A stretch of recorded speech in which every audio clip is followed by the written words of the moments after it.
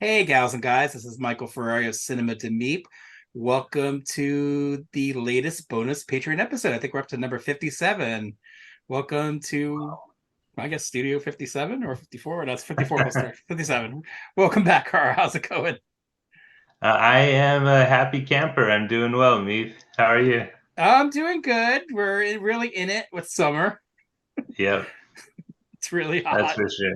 I know you're especially feeling it over there.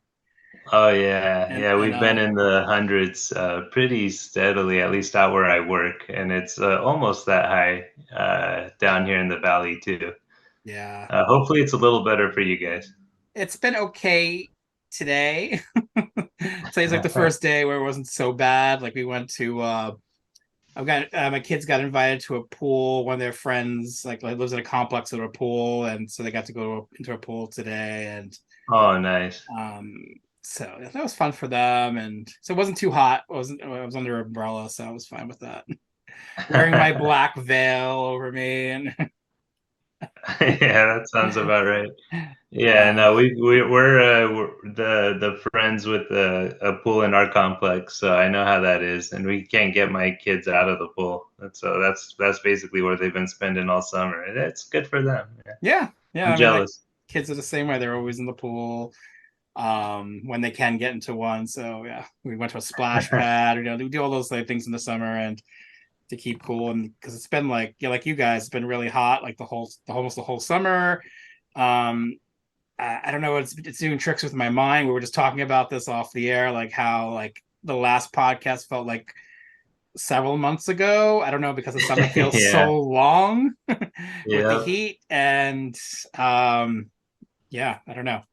No, there's something to that for sure. And also I guess maybe activities because the kids are off of school, so I'm busier with that instead of having like school keep them busy. They've been going to camp though. I was um gonna ask, yeah, any any camps?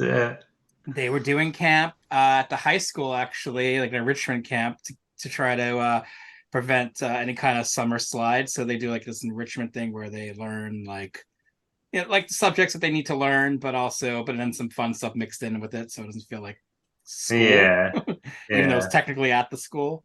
And No, same here, my same son here. plays the violin, so two of his classes were like orchestra related and violin related, so he got to do that, Oh, nice. which he Very cool. loves. And my daughter got to do some dance and art and all that stuff. So now, yeah, so we're in between this week and last week. We're in between camps because their enrichment camp ended, and then their fun camp start. I think next, not this coming week, but next week.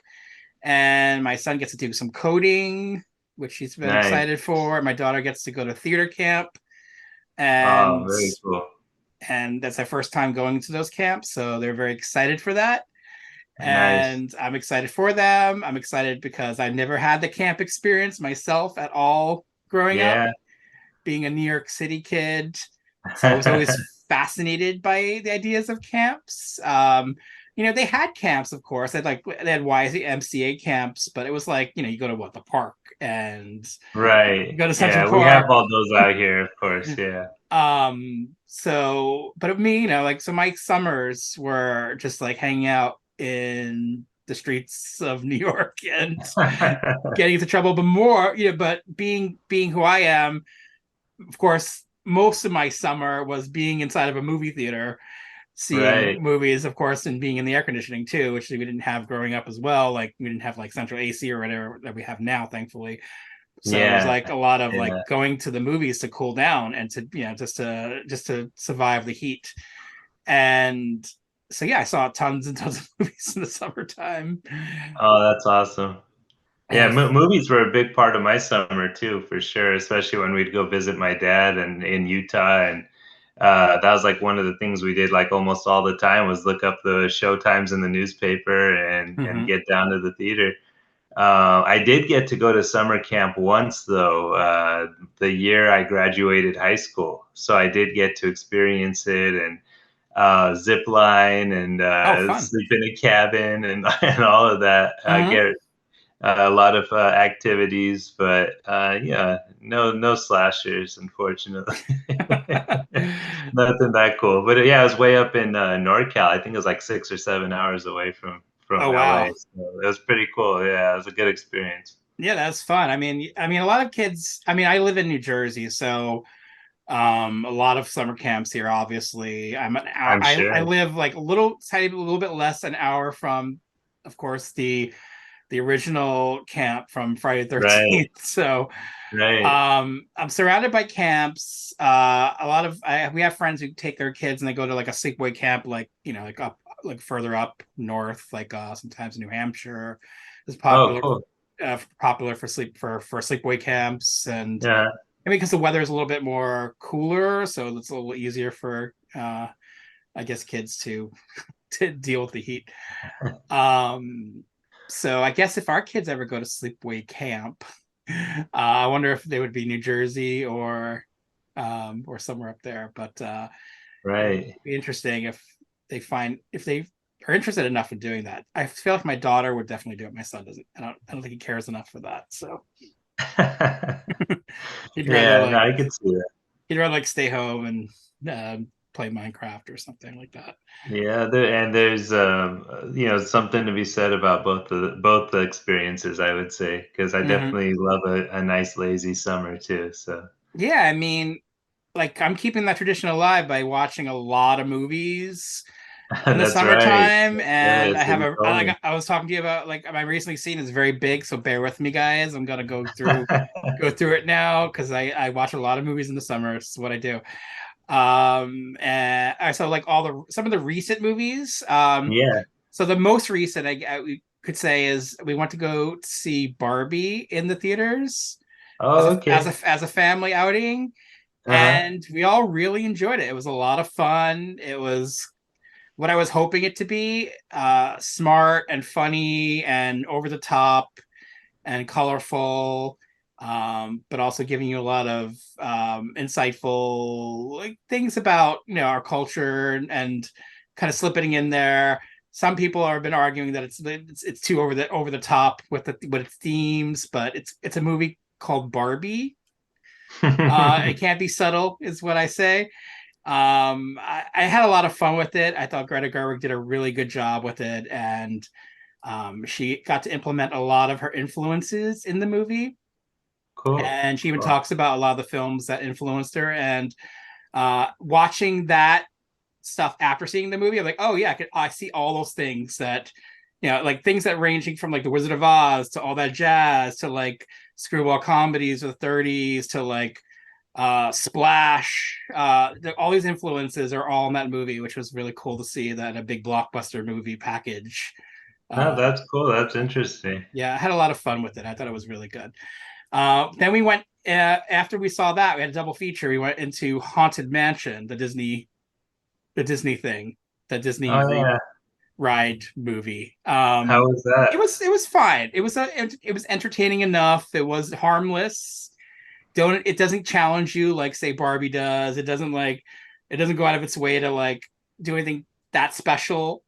It's kind of what you see is what you get kind of movie, and it was totally fine for Mhm. summer entertainment from Disney. Like Sure. we Sure. were all entertained enough by it, and it's some like fun people in it. So it was fun to see those people, like, especially like Danny DeVito. Very And cool. speaking of Danny DeVito, just today we watched Twins with Arnold Schwarzenegger and Danny DeVito, of Oh, course. awesome. We Classic. hadn't watched that in a while, so for family movie morning we watched Twins, and yeah, it actually holds up. I forget that it's a PG movie, but it has like murder and sex in it, I was gonna say, which is yeah. fun. They just don't make them like they used to with the PG Oh movies. man, no, you're not kidding. It's so funny, man, because that was a big one for me, my childhood. But you just said PG. It made me think. We watched Harry and the Hendersons, Mm-hmm. and like I forgot how much they swear, like just like casual like swearing like throughout the movie is like a family kids movie. We're just so used to it growing up, Oh you yeah, know? exactly. Yeah. Yeah, and like my wife and I just kind of looked at each other a couple of times during it, but I think, most of it went over our kids' heads, thankfully. I think our kids are used to it. We know they watch R-rated movies. Like, we're a Oh, little, sure. we're pretty Yeah. lax here. So like some of our family movies, we did The Golden Child recently with Eddie Murphy. Love So the Golden Child, yeah. that has some things that would probably be objectionable now. But it was his first PG-13 movie, so it was a little bit. He was a little bit more reeled in, and it wasn't like the F word every five, every not even Yeah. every other line like in a lot of his movies before that.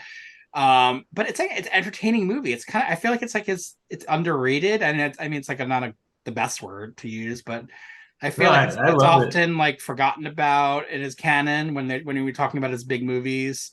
It's just Uh-huh. it's a lot of fun. The kids responded really well to it. They had a lot of fun. They're really big fans of Eddie Murphy. That's awesome. That's So we've been awesome. watching like a lot of his movies this summer. So we did that one. Imagine that. One of his cozy family movies from the 2000s. The Don't think ki- I've seen that one. the kids are obsessed with Me Dave, which actually I found it actually pretty funny. It's I like don't know that one another one either. from the 2000s that he did. He did like a spate of like kid friendly movies, but Sure. that's not definitely the best of them. Right. He's actually really funny in that one. So we did Golden Child, those two. We did Beverly Hills Cop, and that went over really well. The kids are obsessed with Axel F, the theme. They're playing it all the time. They're playing it all the That's time. awesome. But it's not even just because of that movie. They came to it asking to. They knew about the theme before. Apparently, it's like a thing right now with kids. Oh, really? They're all about the Axel F theme. It's just funny. I didn't know It that. It's has something to probably do. one It of those has games or something. Yeah. Yeah, I think it's somebody sampled it, or it's like a game it's in. So they're all kids today are into Axel F. So which is that warms the heart to know that. They It's a love great theme. It's a great theme. the Yeah. great theme. They love the movie. And then we did there was one more. We did Coming to America, which I think was their favorite of all the classic Eddie Murphy movies so far.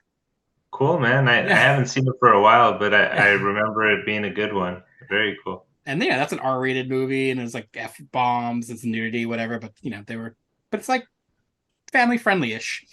I Um, was raised on all those movies and Friday the 13th movies, so I get it. But we're not quite there yet in my house. Maybe my kids are a little too young, but we'll get there. my son's I'm really into jealous for sure. action movies, so we did Red Heat. Oh, Uh, awesome. we did Predator because Schwarzenegger. I think Love Predator, of course. that was went over really well. What else? Uh, oh yeah, Hot Shots. The kids Oh, we watched I Hot remember Shots. Hot Shots. The Yeah. kids loved when we watched The Naked Gun, and we did Airplane. They loved Airplane. That was like their favorite. Oh, that's Um, cool. and what was it? Top Secret, right? They love Top Secret. Oh man, I haven't So I'm seen like, that okay, I'm gonna try forever. Hot Shots because I haven't seen Hot Shots since it came out, so I wasn't sure how that was gonna go over, but they really enjoyed that. That's so funny. Somehow watched Jurassic Park somehow for the first time Oh, sure, for its sure. 30th anniversary, and they enjoyed Jurassic Park as you do. Yeah, Um, I know that. so it's a lot of like family movie nights and family movie mornings. Well, good choices, huh? And then we have a lot more to go this summer though. Sure. And then for me, me and Joyce, we watched Crazy Moon, a kind of obscure Kiefer Sutherland movie from 1987, the year he did The Oh, Lost Boys, a Canadian movie he did. It's kind of a quirky comedy. I enjoyed that one. okay. It's not ringing a bell, but I love Kiefer Sutherland, so especially Uh, that era. Another quirky comedy called Samantha with Martha Plimpton and Dermot Mulroney. I revisited that. That was fun.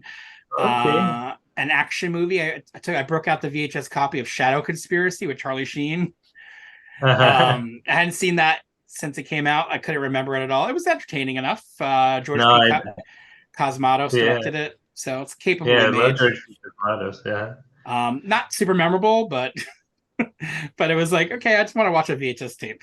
Another VHS tape, Invasion of Privacy and The X, those two like 90s erotic thrillers. I was in the mood for those kinds of movies. I watched Leave Her to Heaven with Gene Tierney. That's a great movie, a beautiful, you could say like a melodrama mix with film noir. Oh, right. beautifully shot movie. Like it won best cinematography when it came out in the 40s, and it's Very like cool. and it, like the it holds up. The look of it's so beautiful. The No, I think I color, remember you posting something about that one, and yeah. it caught my eye for The sure. colors Very cool. are striking in it, yeah. And G Tooney is like it's like a From Hell movie. It's like she's so Love that. obsessed with this guy that she'll do anything to have him, and some people may die. I love those movies. Of course, yeah. Any decade. Nightwing from 1979, the ecological horror movie That's one with I have seen, I can say. bats. Yeah. The Hunter was a movie I watched when I was a kid on VHS with um, Steve McQueen. He's kind of a bounty hunter character. It's like Oh, his okay. last movie. It was a Paramount picture. That was actually pretty entertaining. Oh, nice. Yeah, I gotta check that out. I enjoyed that. Picked up the Blu-ray. Um, I watched 30 something, an episode or two of that. Coast to Coast on VHS, a movie with Diane Cannon and Robert Blake. It was kind of a wacky comedy. It was interesting to see. Sure. Double Happiness, a Canadian indie movie from the 90s with Sandra Oh. That was pretty good. I haven't seen that in a long time. Havana with Robert Redford. Extreme Measures, a thriller with Hugh Grant from the 90s of Gene Hackman. That was Oh, fun. okay. Tightrope with Clint Eastwood. I have Loving. seen Tightrope, yeah. Tightrope is it's a pretty intense movie for Clint Eastwood because it's like a cop thriller, but it's like seeing the kinkier side of Clint Eastwood, which is fun to see. Yeah, It's yeah. basically Dirty Harry, but like a kinkier version of it. It's a It's good kind of way to funny. put it. Yeah. Yeah, Loving, Avenging Angel, the sequel to Angel, that's a good one. Savage Streets, Another good one. Doctor's Wives, All the Right Moves, Rock Hudson, All That Heaven Allows, a documentary about Rock Hudson. That was really good. The Seventh Oh, Sign with Demi Moore, Heavenly Bodies, This Park Is Mine with Tommy Lee Jones, Tommy Lee right? Jones. I remember renting that on video back in the 80s because the box was really cool and it's like New York City. It was a little bit like not it wasn't as good as I remembered it kind of movie watching it. It's like some of Oh, it was okay. I filmed haven't seen it for ages. like some of it was Canada pretending to be New York. It's like he takes over like Central Park. It's pretty silly actually the concept. I Right. didn't really buy it. They didn't really portray New York in any kind of realistic way in So it was my like eyes. Scream 6. Exactly. It's like yeah, you compare that with Scream 6 for not very believable New York movies. And then Diabolique, the 90s version, because I've been on a 90s thriller kick Oh, with Sharon yeah. Stone. And actually that was kind of pan when it came out, but I think it's pretty well shot and I think it's actually pretty entertaining. And Sharon Stone has some great lines in it. So worth I seeing for that alone. I forgot there was a 90s version. Yeah. No, that'd be cool to check out for sure. Oh, I also missed a few other ones. For the newer movies, I missed Mission Impossible: Dead Reckoning Part One. Right. Went to I the want to theater to see see that. that. Uh-huh. I really enjoyed it. It was a lot of fun. It's on par with the other sequels that I really Cool. like in the series. So I'm Cool. excited for part two to come out. It's like 2 hours and 45 minutes. It's long, but it doesn't feel long because there's so much action in it, and the set pieces are so well done that it kind of flies by. Nice. The new Indiana Jones movie. Can't say that feels as a well-oiled machine. It's not quite didn't quite as work as well for me as a Yeah, sequel. that's one that's on my recently seen too. I Oh guess yeah, I can when you chime feel in. yeah I went and saw it with a buddy. I had really low expectations. I just wanted it to be good and have a good time. But honestly, I feel like they missed the mark. yeah It wasn't like upsetting like the way that the last one was for me, which I know you're a little bit higher on it. I haven't seen it since theaters, to be fair, but hmm I didn't have anything like those certain scenes that just really rubbed me the wrong way in this one, but just right. the whole story and everything, it just didn't really work. I feel like they missed an opportunity, and Harrison Ford. I feel like he was invested. I feel like he gave a pretty good performance. He Hmm. likes this character a lot more than Han Solo, Oh so I feel yeah, like they yeah, didn't have to like hold him at gunpoint to like yeah. come back. But I just feel like they could Spoiler have done alert: he didn't something better. request to have his character killed off in this movie, like he did in Star Wars. Exactly. Like I just feel like I don't know, every all the ingredients were there.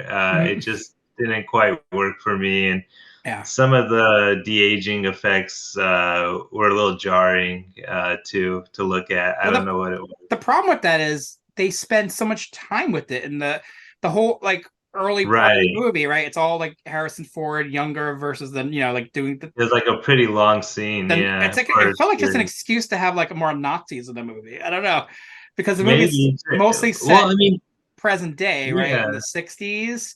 Right. Maybe And they're trying to recapture that classic feeling though of, so one it's and like three. the first half hour of the movie is like him younger in the 40, with the Nazis and everything. I'm like, it's just like, why? Like, just, Yeah. just if you're gonna make a movie about Indiana Jones as a cranky old man, which is like the rest of the movie, he has to learn to like find his, happy place by the end of the movie, whatever. Just make that movie. Don't like be like first half of it, part of a big chunk of it be like him younger, stealing something, and then it come back into play. It felt like just belabored. I don't know. It just didn't feel. Yeah, it felt like unlike Mission Impossible, that how that moved really quickly. Like that had a very large set piece in the beginning of the movie, but that Right. felt like it felt right for the movie. This felt just like just a thing to have so you can Yeah. show off your technology of de-aging Harrison Ford and just having young I Indiana Jones in the movie again.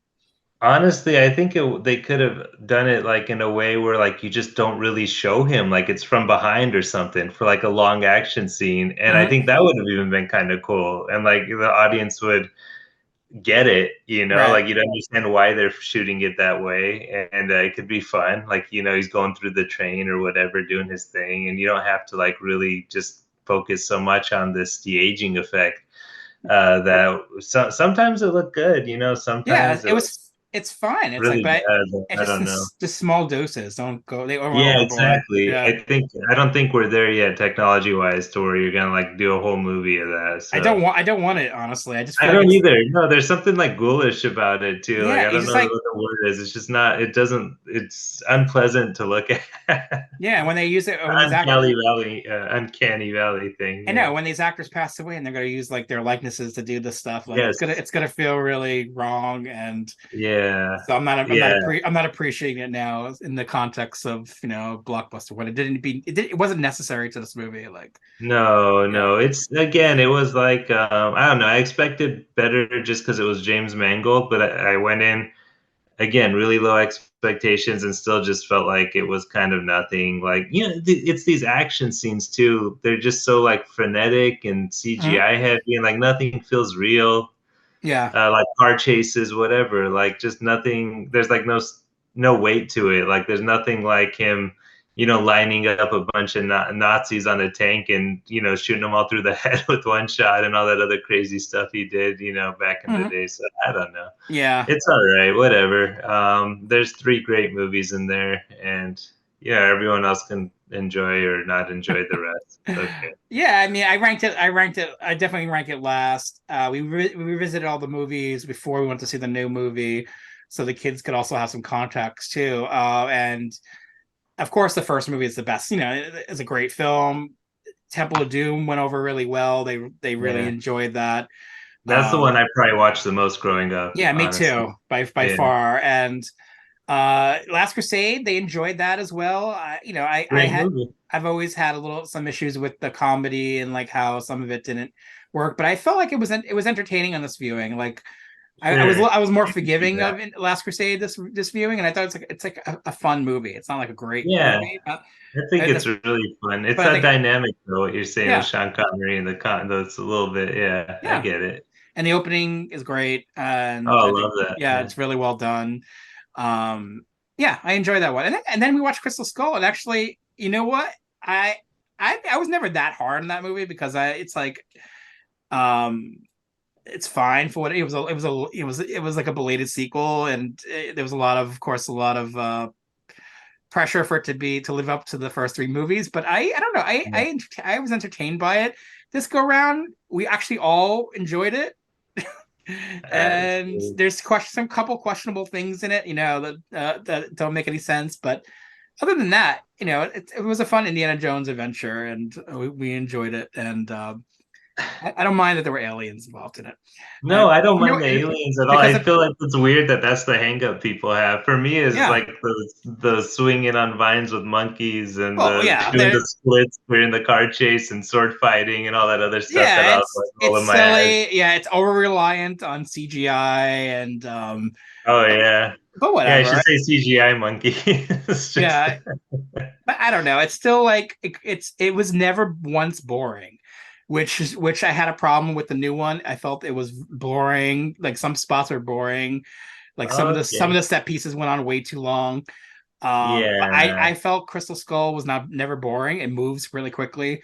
Okay. Yeah, I was entertained by it. So No, that's cool. I mean, it's like he was much younger too. I mean, I can see that. yeah. Yeah. It's I don't know. These last two are just kind of F for me, but it's all right. I wouldn't say I don't know.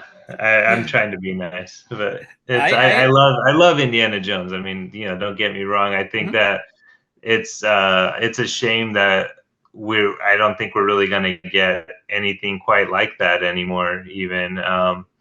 It seems to be from a forgotten era, and unfortunately didn't make a lot of money, so it's not exactly going to produce a bunch of similar movies now, Oh similar yeah, adventures. no, there's a lot of hopes put on it, of course.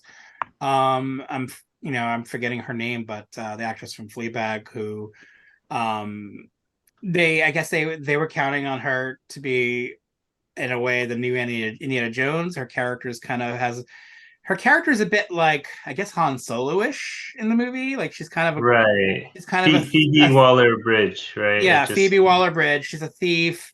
I don't know. I feel like the movie spends a lot of time making her just unlikable, but then going out of its way to try to make you like her by the end, which I felt was not. I don't know. I didn't enjoy that. I just felt like her character kind of took away from the movie. And no offense to her, I think she's a great actress. I like her a lot, um, but I just didn't enjoy her character because she does a yeah. lot of things to keep the plot moving, and I wasn't. Yeah, I wasn't there for it. I wasn't buying it. I don't know if I've ever seen anything she was in, so not that I Yeah, could think that of. show Fleabag, which she created and starred in, she's I've really heard the good in it. name. Yeah, Yeah, she's yeah. really good in it. But I didn't like her in this movie, so yeah, Yeah, no, she wasn't a very likable character, I gotta say. Yeah. yeah, which I thought was strange. But they were trying to give her a character arc, and I get it. And also, like, Han Solo was a character kind of like that, who was like he spends a lot of his time kind of Yeah. Yeah. He had three doing movies to have an arc though, kind of doing more. things Yeah. yeah like that. But Yeah. I don't know. I just thought yeah, I just wasn't that into it. Yeah. Um, It's all right, but yeah, R.I.P. Indy.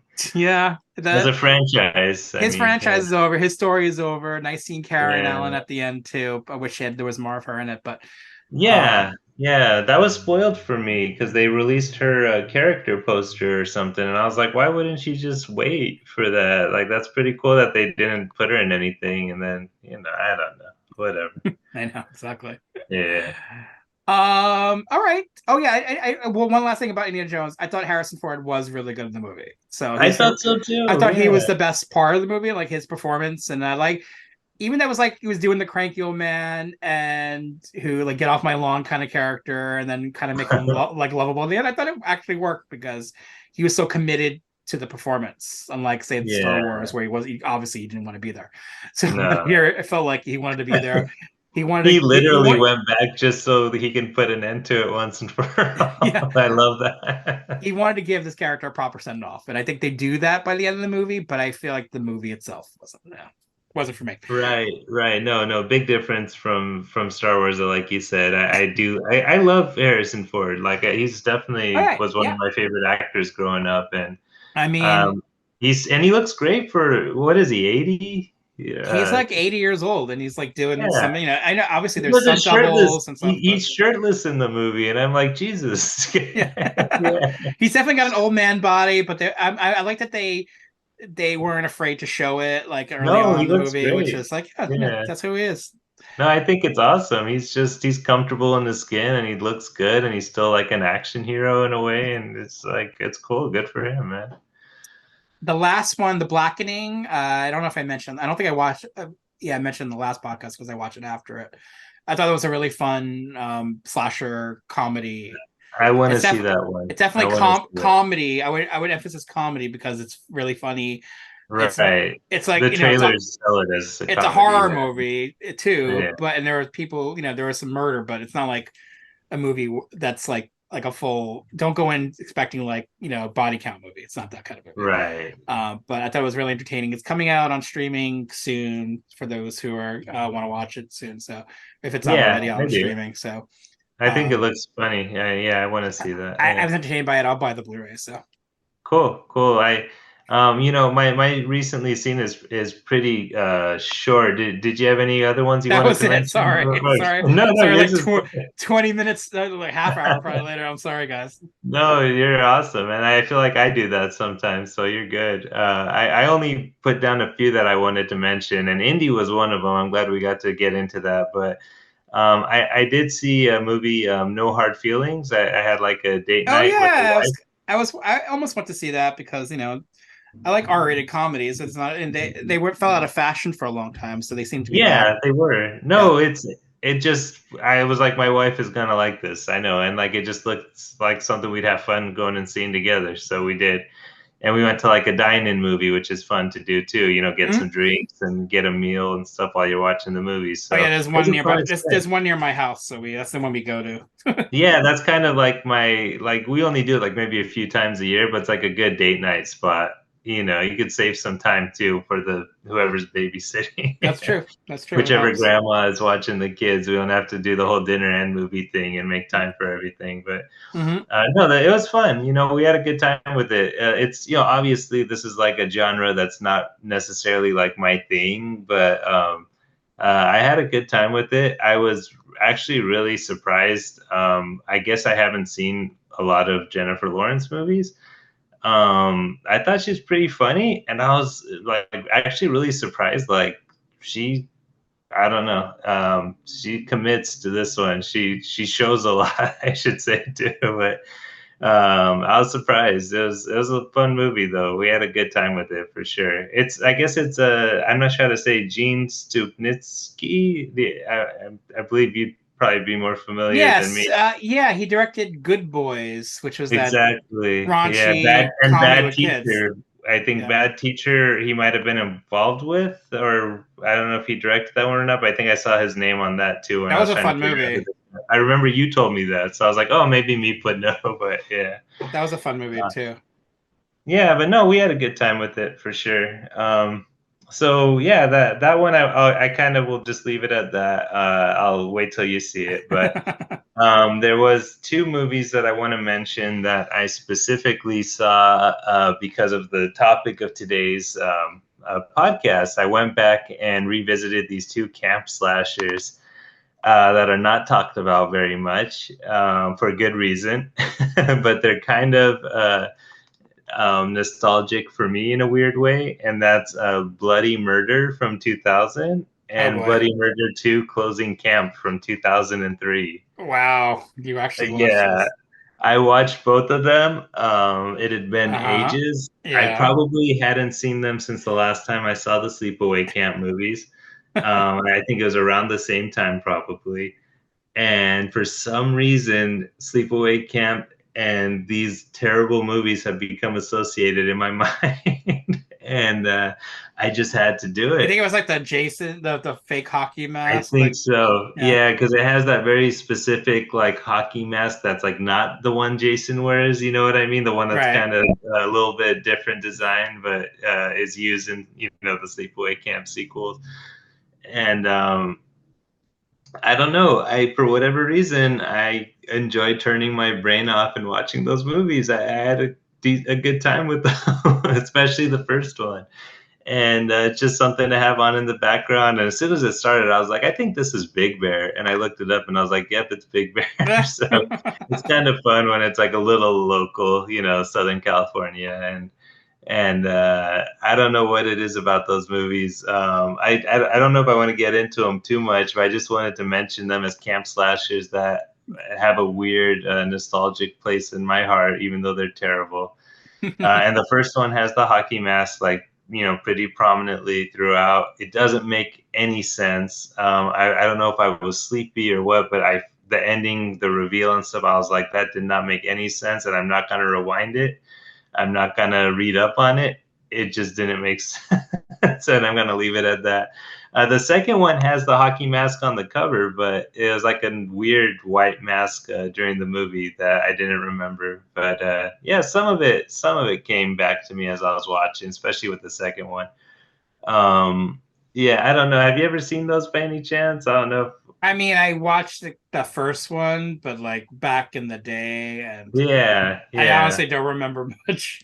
No, this is like I was like probably like either high school or right out of high school, just renting stuff at the video store. That was terrible. But yeah, I don't know. I just wanted to throw those out there. If anyone runs out of camp slashers to watch, you can really scrape the bottom of the barrel there and have some fun if you have the right mindset. I'll Hmm. just say that. Yeah, if the burning is checked out at the video store, and every other camp slasher gets it. Yeah, I did yeah. watch The Burning too, I think not too long ago. Because Did you? I honestly haven't seen it forever, but the music is awesome. I heard that recently somewhere, and I was like, oh yeah, I missed the music for that movie. Yeah, no, there's good stuff out there. I grew up on the Friday the 13th movies, so Mhm. anything that was like kind of similar, like I was gonna watch it. Yeah. And I mean, what am I saying? That's gonna like take us straight into our subject for today. But Yep. that's what led me down the road of bloody murder, I should say, too. That's what took you there. All right, let's get into the movie that did that for us. Here Yeah. is we're gonna play the TV spot for our first movie. Here it is.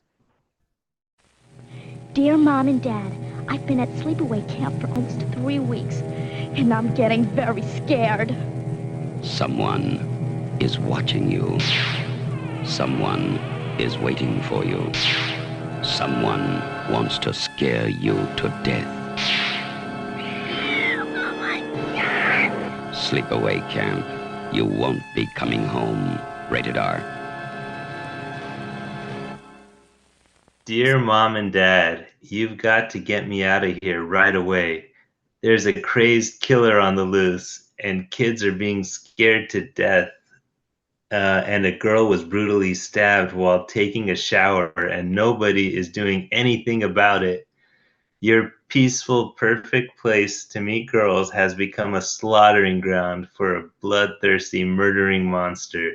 Wait a minute, I think I hear someone coming up. And then it's cut off right there, of course. And that is from the back of the Media VHS 4, right there. If you're watching on YouTube, Meep is holding it proudly in his hand. That is right off the back of that VHS for Sleepaway Camp. And of course, I love that tagline at the top: the camp activity for today, murder. So yeah, that is Sleepaway Camp, and that is a great trailer, I should say, as well, Oh yeah. for that movie. I believe you said you're playing a TV spot, right? But the Hmm. trailer is a really good one that I remember very well. I should say I adore that trailer, and I find it really effective. Hmm. I I love that VHS cover as well. I think that's Oh, great, I beautiful what I did artwork. was I don't have the I think I have the VHS tape somewhere in storage, but I use it on the wall as as basically decor Oh, that's awesome. That is because art. I mean, it's so to art. me. It's art. And that's great. It's very rare that the back of a VHS box is used so creatively. So I I know love the that. back is just even better than the front. Yeah, it's No, they're great. both good though.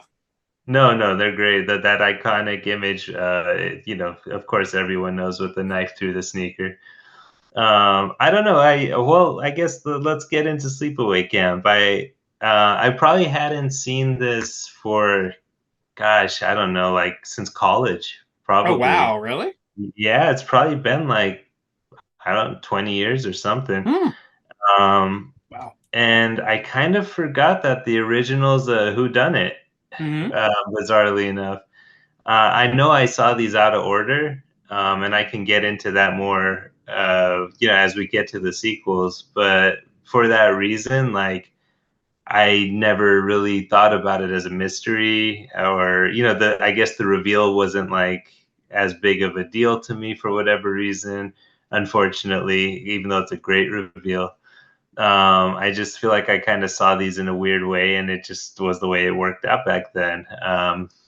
I wasn't as knowledgeable of a movie buff, I guess, to kind of know how to do it and what to avoid. um, but yeah, I don't know if it really works as a whodunit though, because I was Yeah. trying to imagine, like if I didn't know anything, or if I was just seeing this for the first time, like who are the other suspects? Like I don't feel like it really establishes any. And I know the red herring's supposed to be the cousin Ricky, I guess, right? Yep. But I just never felt like that, like even for a second, like they said Nope. that they really sold that. So I don't know. It's interesting. It's interesting that they went that route, but the payoff is good enough to where it doesn't matter. No, If you you forget if you everything. You forget everything that happened before. exactly, like if you suspect it's a certain person the whole movie, and it's not really, the mystery's not really drawing you, and guess what? There's another twist that's gonna blow your mind. So Hmm. I don't know. This one, it also kind of plays it straight compared to the sequels. Sure. Yeah. It has like a sense of humor to it for sure, and there's like some really bizarre characters in there. Like particularly the one who's supposed to be Ricky's mother, I believe. Yeah. Is Aunt Martha. Yeah, that I think that's it, right? Oh And yeah. I feel like she was like, out of a different movie, just like out of like a Hmm. John Waters movie or something, I would guess, from what I know about those. Uh, and I don't know, it's interesting how it has that, but it kind of outside of that, like almost feels like an early 80s camp slasher would, without any of those weird quirks and moments. I don't know, very very specific to Sleepaway Camp. There's nothing I can really compare it to. Hmm. There's some good kills in there. I think there's some standouts if we want to get into that. I know we Sure. Yeah. usually do when we talk about Oh yeah. I slashers. wrote down like what favorite kill and that sort of thing. So yeah, whenever you want to talk about that. No, for sure. Me too. Me too. For me, it was kind of a toss up with the bees in the bathroom and the curling iron. I was trying to I just kind of like the end effects of those bees in the bathroom, and I thought it was kind of ridiculous because he could have gotten out pretty easily. It seemed like, Hmm. and there was like no bees shown until the aftermath, which was kind of funny too. Yeah. And I was like, he could have just crawled under or climbed over, but all right, whatever. I thought that was funny. And then the way they kind of do that, it's kind of a famous death, I guess, with the curling iron. It's done in a pretty tame way, like what's happening, which is graphic, but it's not like it's all done with like suggestion, which is It's in cool. And like, silhouette. It's very classy. yeah, It's very exactly. classy. This subtle Yeah. work of art. Curling iron to certain areas. Death. Yeah, you can use your imagination. um, but yeah, it's I don't know. I will say tonally, it's a little bit all over the place though, because it does have like that kind of fun sense to it with a lot of things. But then it's also like there's scenes where all those young campers are hacked up, and you see the aftermath, which is pretty brutal. Like I didn't remember that, and I thought that was really dark. And then there's stuff like the random, like pedophile chef, uh, and a lot of other themes that have to do with like child abuse, basically in there. But honestly, suggest not like over analyzing a movie like Sleepaway Camp. You can take it at face value. Everything is there. They're not hiding anything there, in the message. And it's really effective. Yeah. It's really good at what it is. And it's, I don't know, it's a good one for sure. I think that, let me see, what else do I have in my notes? Someone has a plastered on fake mustache here. Yeah. But I didn't write down who it was. Do you remember that by any The chance? cop character who was Right. yeah, Okay, that's yeah. right. Yeah, it was the cop, and I don't know why I wrote down the fake mustache in my notes, but it felt like it was worth mentioning. It's very memorable. Yeah. And I'm actually, let me see, I'm gonna send you something right now that I want to talk about really quick, just so you can look at it. This movie, we were talking about the VHS artwork a moment Mhm. ago, and that bloody knife through the sneaker is terrific. I mean, that's a great image. But I was gonna ask if you've seen this UK artwork under the name Yeah. Nightmare Vacation. I don't I, know if I actually I've liked heard it. that title of the UK title. But because I think the VHS says something about a nice place for summer vacation, perfect place to die. I don't know. They yeah, I guess they got somehow Nightmare Vacation with that from Yeah, that. it's interesting. And it's interesting that that's the UK thing, because I don't even believe vacation is a European a term. Yeah, there it is. Meep is trying to hold it up for everyone to see, is watching on YouTube, but I would suggest looking it up if you can as well. It's a great picture. I don't know why I think it's really creepy. It kind of reminds me of one of the covers for The Fog from back in the day. Just really cool. Oh, I like maybe this that makes cover a better. lot. Oh yeah, that does look good. Yeah, yeah. So no, it's a Slightly good. better. It's a little blown out, but yeah, we'll do it. Yeah, I'm a fan. I'm a fan of VHS artwork, as you know, movie artwork, as you know, and I think that's a cool one. I like that one a lot. I don't know why. I just wanted to bring it up. There's also, while I was kind of looking up some of this stuff, another thing I'll send to you that Mm-hmm. I thought was cool was I found a VHS pairing double feature from the Netherlands of Sleepaway Camp and Day of the Dead.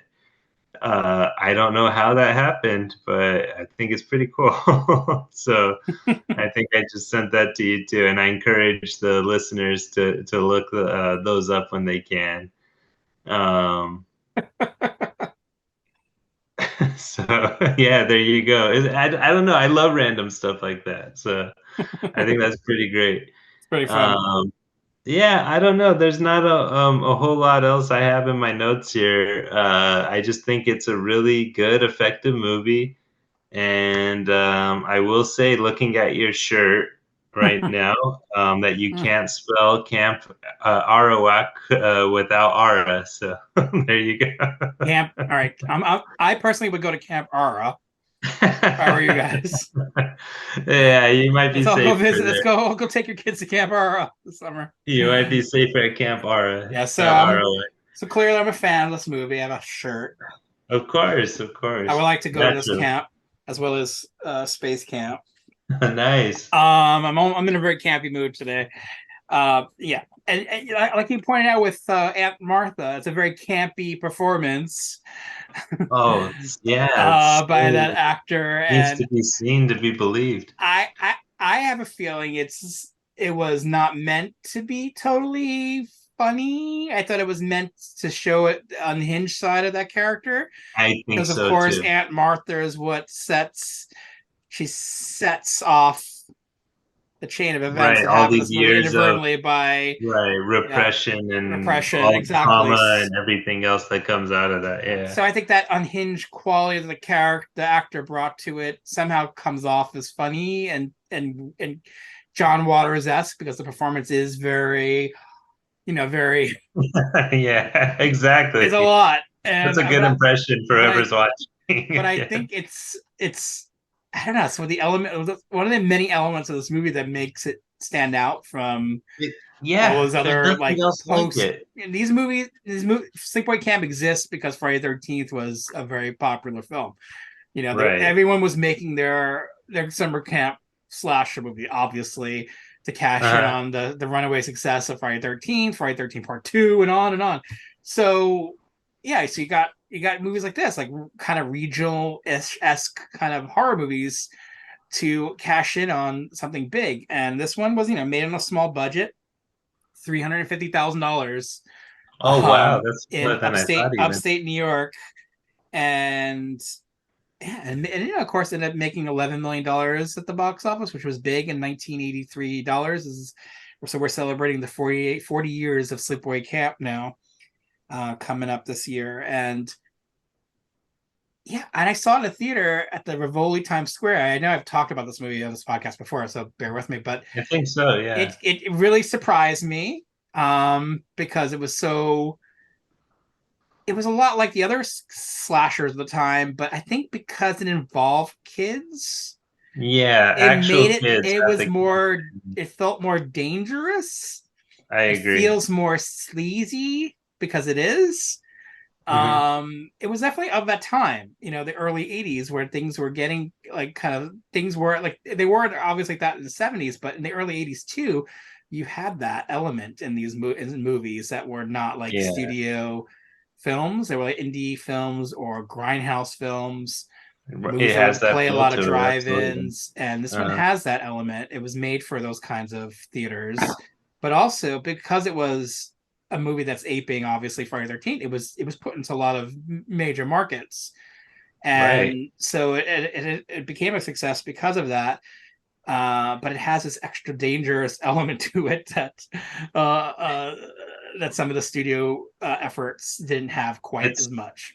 Yeah, there's a lot. Just to touch on something you said there, I do think there's a lot to be said about that, having kids there and having the kids actually like not portrayed in like a sweet and innocent way either was interesting. Like the older kids like Ricky or whatever were like cussing up a storm and dropping F-bombs, and they're like getting in fights, and you had a counselor I guess having an affair with the guy who ran the camp, and she had to be a teenager too, very strange, so bizarre. The world subplot about I don't know if it was yeah. written before that actor was cast. I feel like it was written before he was cast, and like how this teenage girl would fall for a guy like that. I'm like, I don't know. Have you seen Part 3? Like, I don't know. It may continue that tradition later on, guys.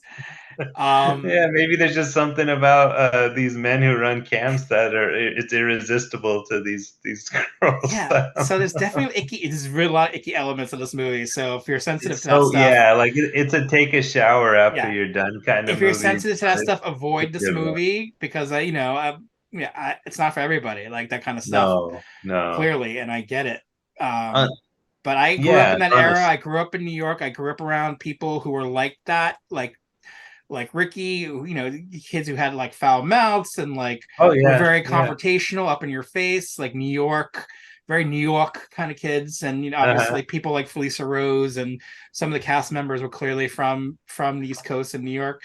And yeah, so I knew those kinds of people. And so I'm like, okay, I wasn't one of those people, but I knew those people, and I kind of I connect to that because of that element, where some of the other ones felt like they were like some of the other slashers, which I like a lot, but they felt like like up and coming models and actors thrown into a movie like that. These felt like real kids. To a large degree, they felt like real kids. Yeah, put into a movie where they're getting hacked up, which is like pretty cool when you're like that young watching these movies. Like, oh yeah, all right. And yeah, the Friday 13 movies didn't have that element. And then the kids, like little kids, were never really in that kind of danger.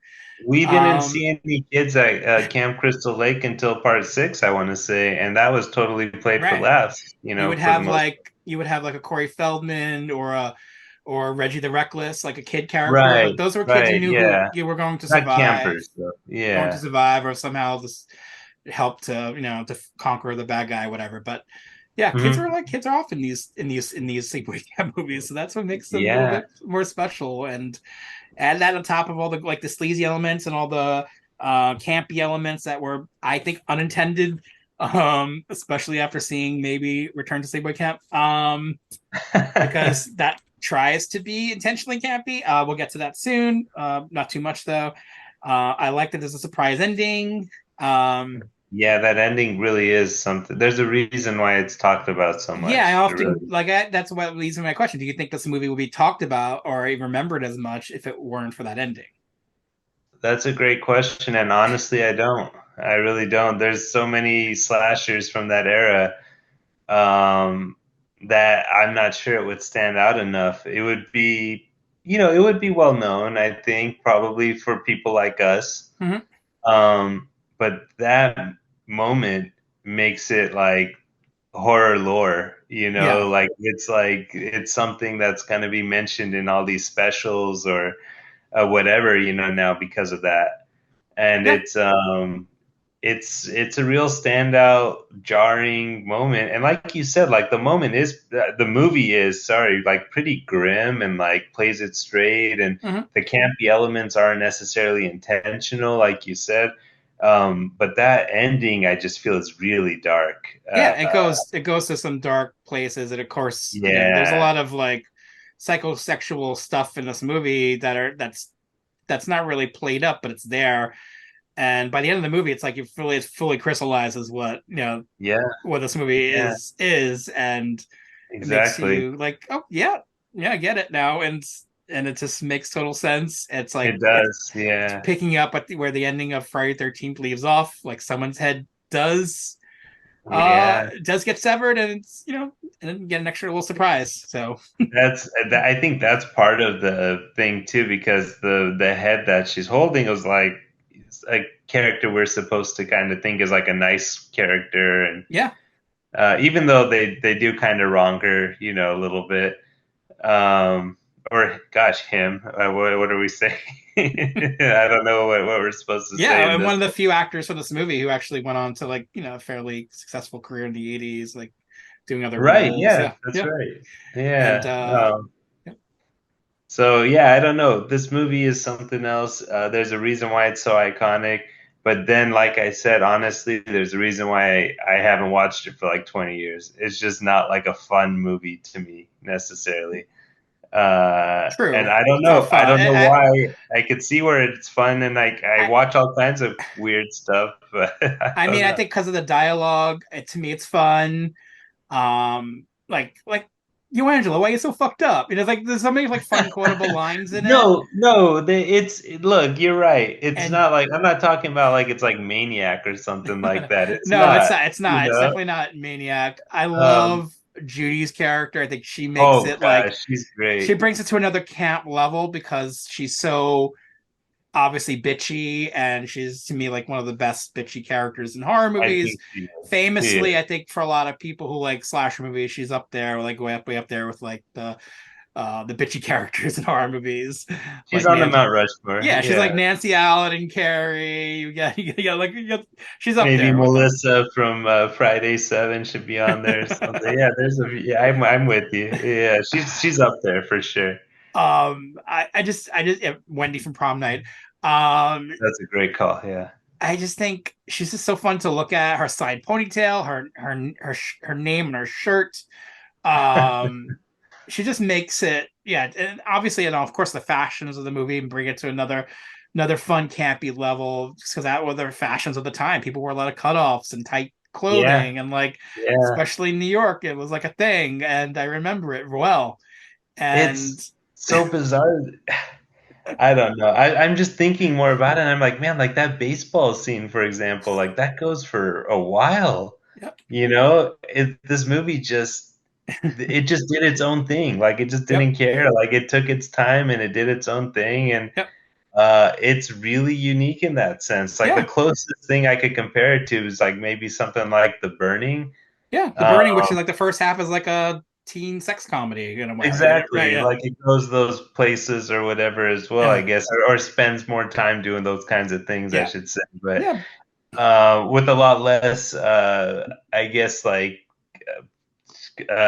tension between the characters. This is just Right. like building up like fuel like the whole time. Oh yeah. Yeah. But I don't know. At the same time, it's just like like I said, like it's not fun in that way, but the tone definitely changes with the sequels, like to like a different level of For sure.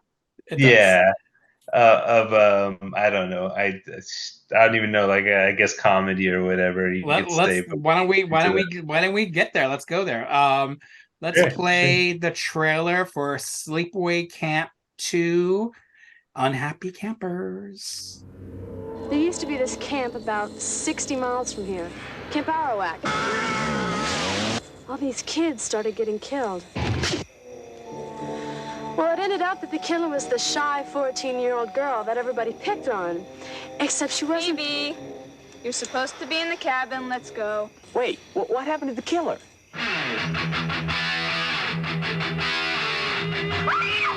Whatever happened to the good kids in the world? Oh, don't talk like that, Uncle John. There's lots of good kids. We just have to weed out the bad. Remember, ladies, nice girls don't have to show it off. Where's Phoebe? I had to send her home. I found her doing things with the boys last night that she had no business doing. I know the rest of you are nice young ladies and you won't get into any trouble. Let this be a lesson to you. Say no to drugs. Camp Rolling Hills is the best. Oh, I'm a happy camper. I love the summer sun. I love the trees and forests. I'm always having fun. I don't like being the wicked witch of the West. Hey. But I know what happens when things get out of control. You're gonna tell. Oh, I'm a happy camper. I love the clear blue sky.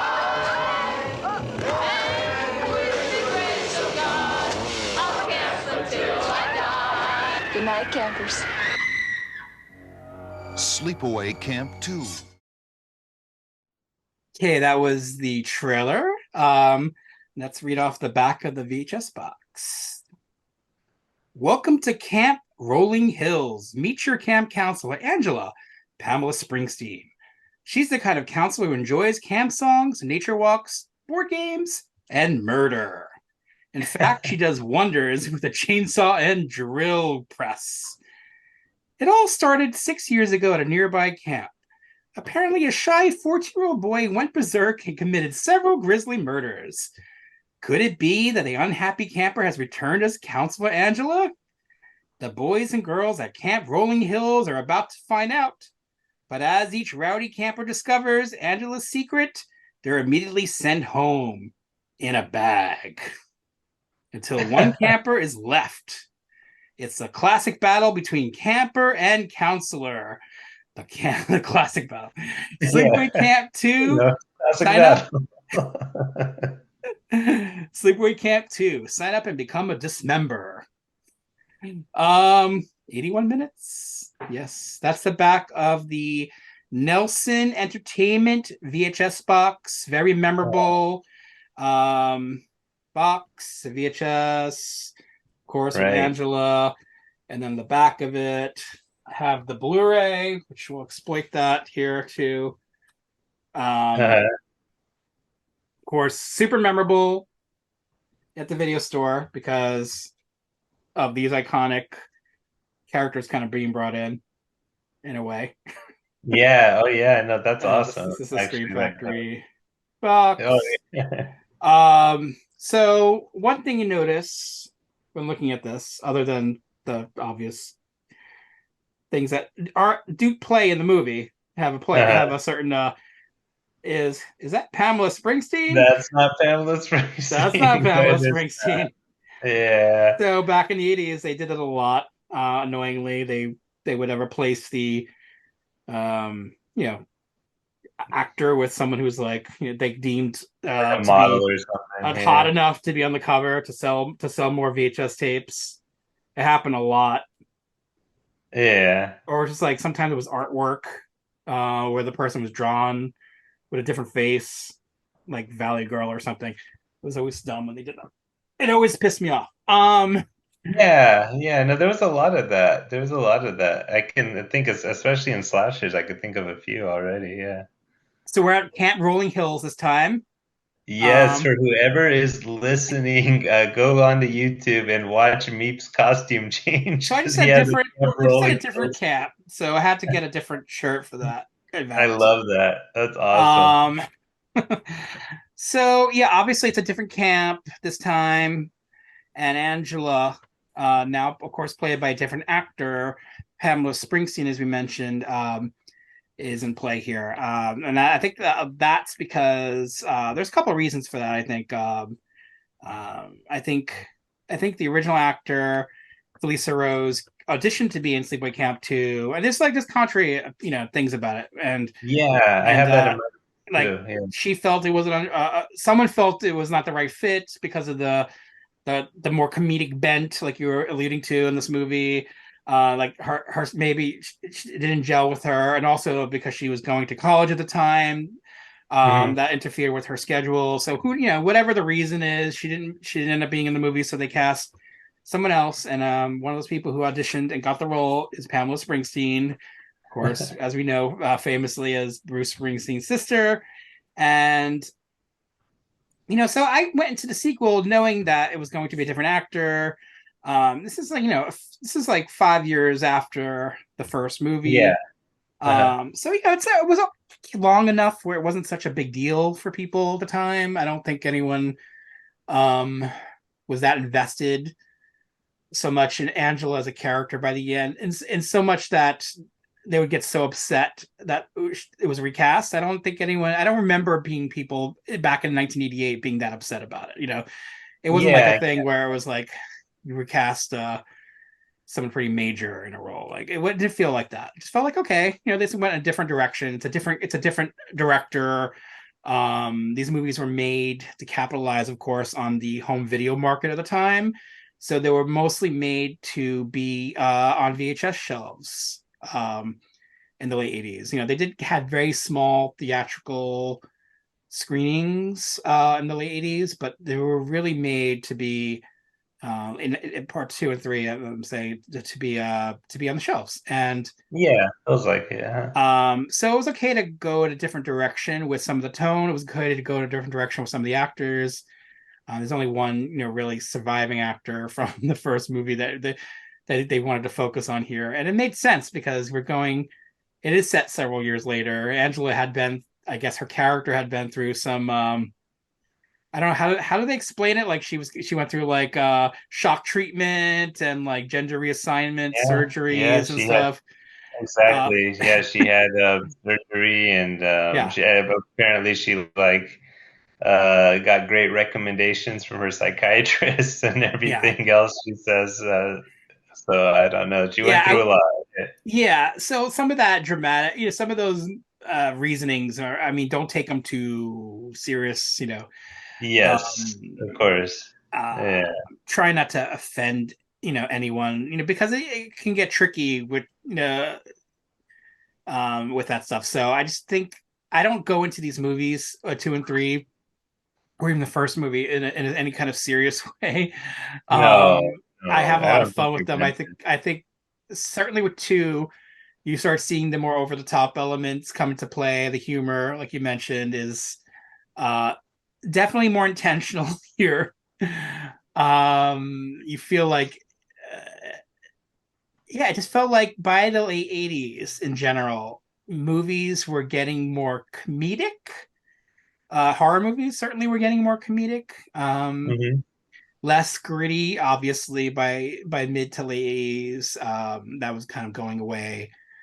There were there were movies that were certainly dark and had really dark themes, and uh, but in general, like more mainstreamy as movies were getting, they were getting a little bit lighter tone. And certainly the Sleepaway Camp sequels reflect that time, while having a large body count and blood and guts and all that stuff.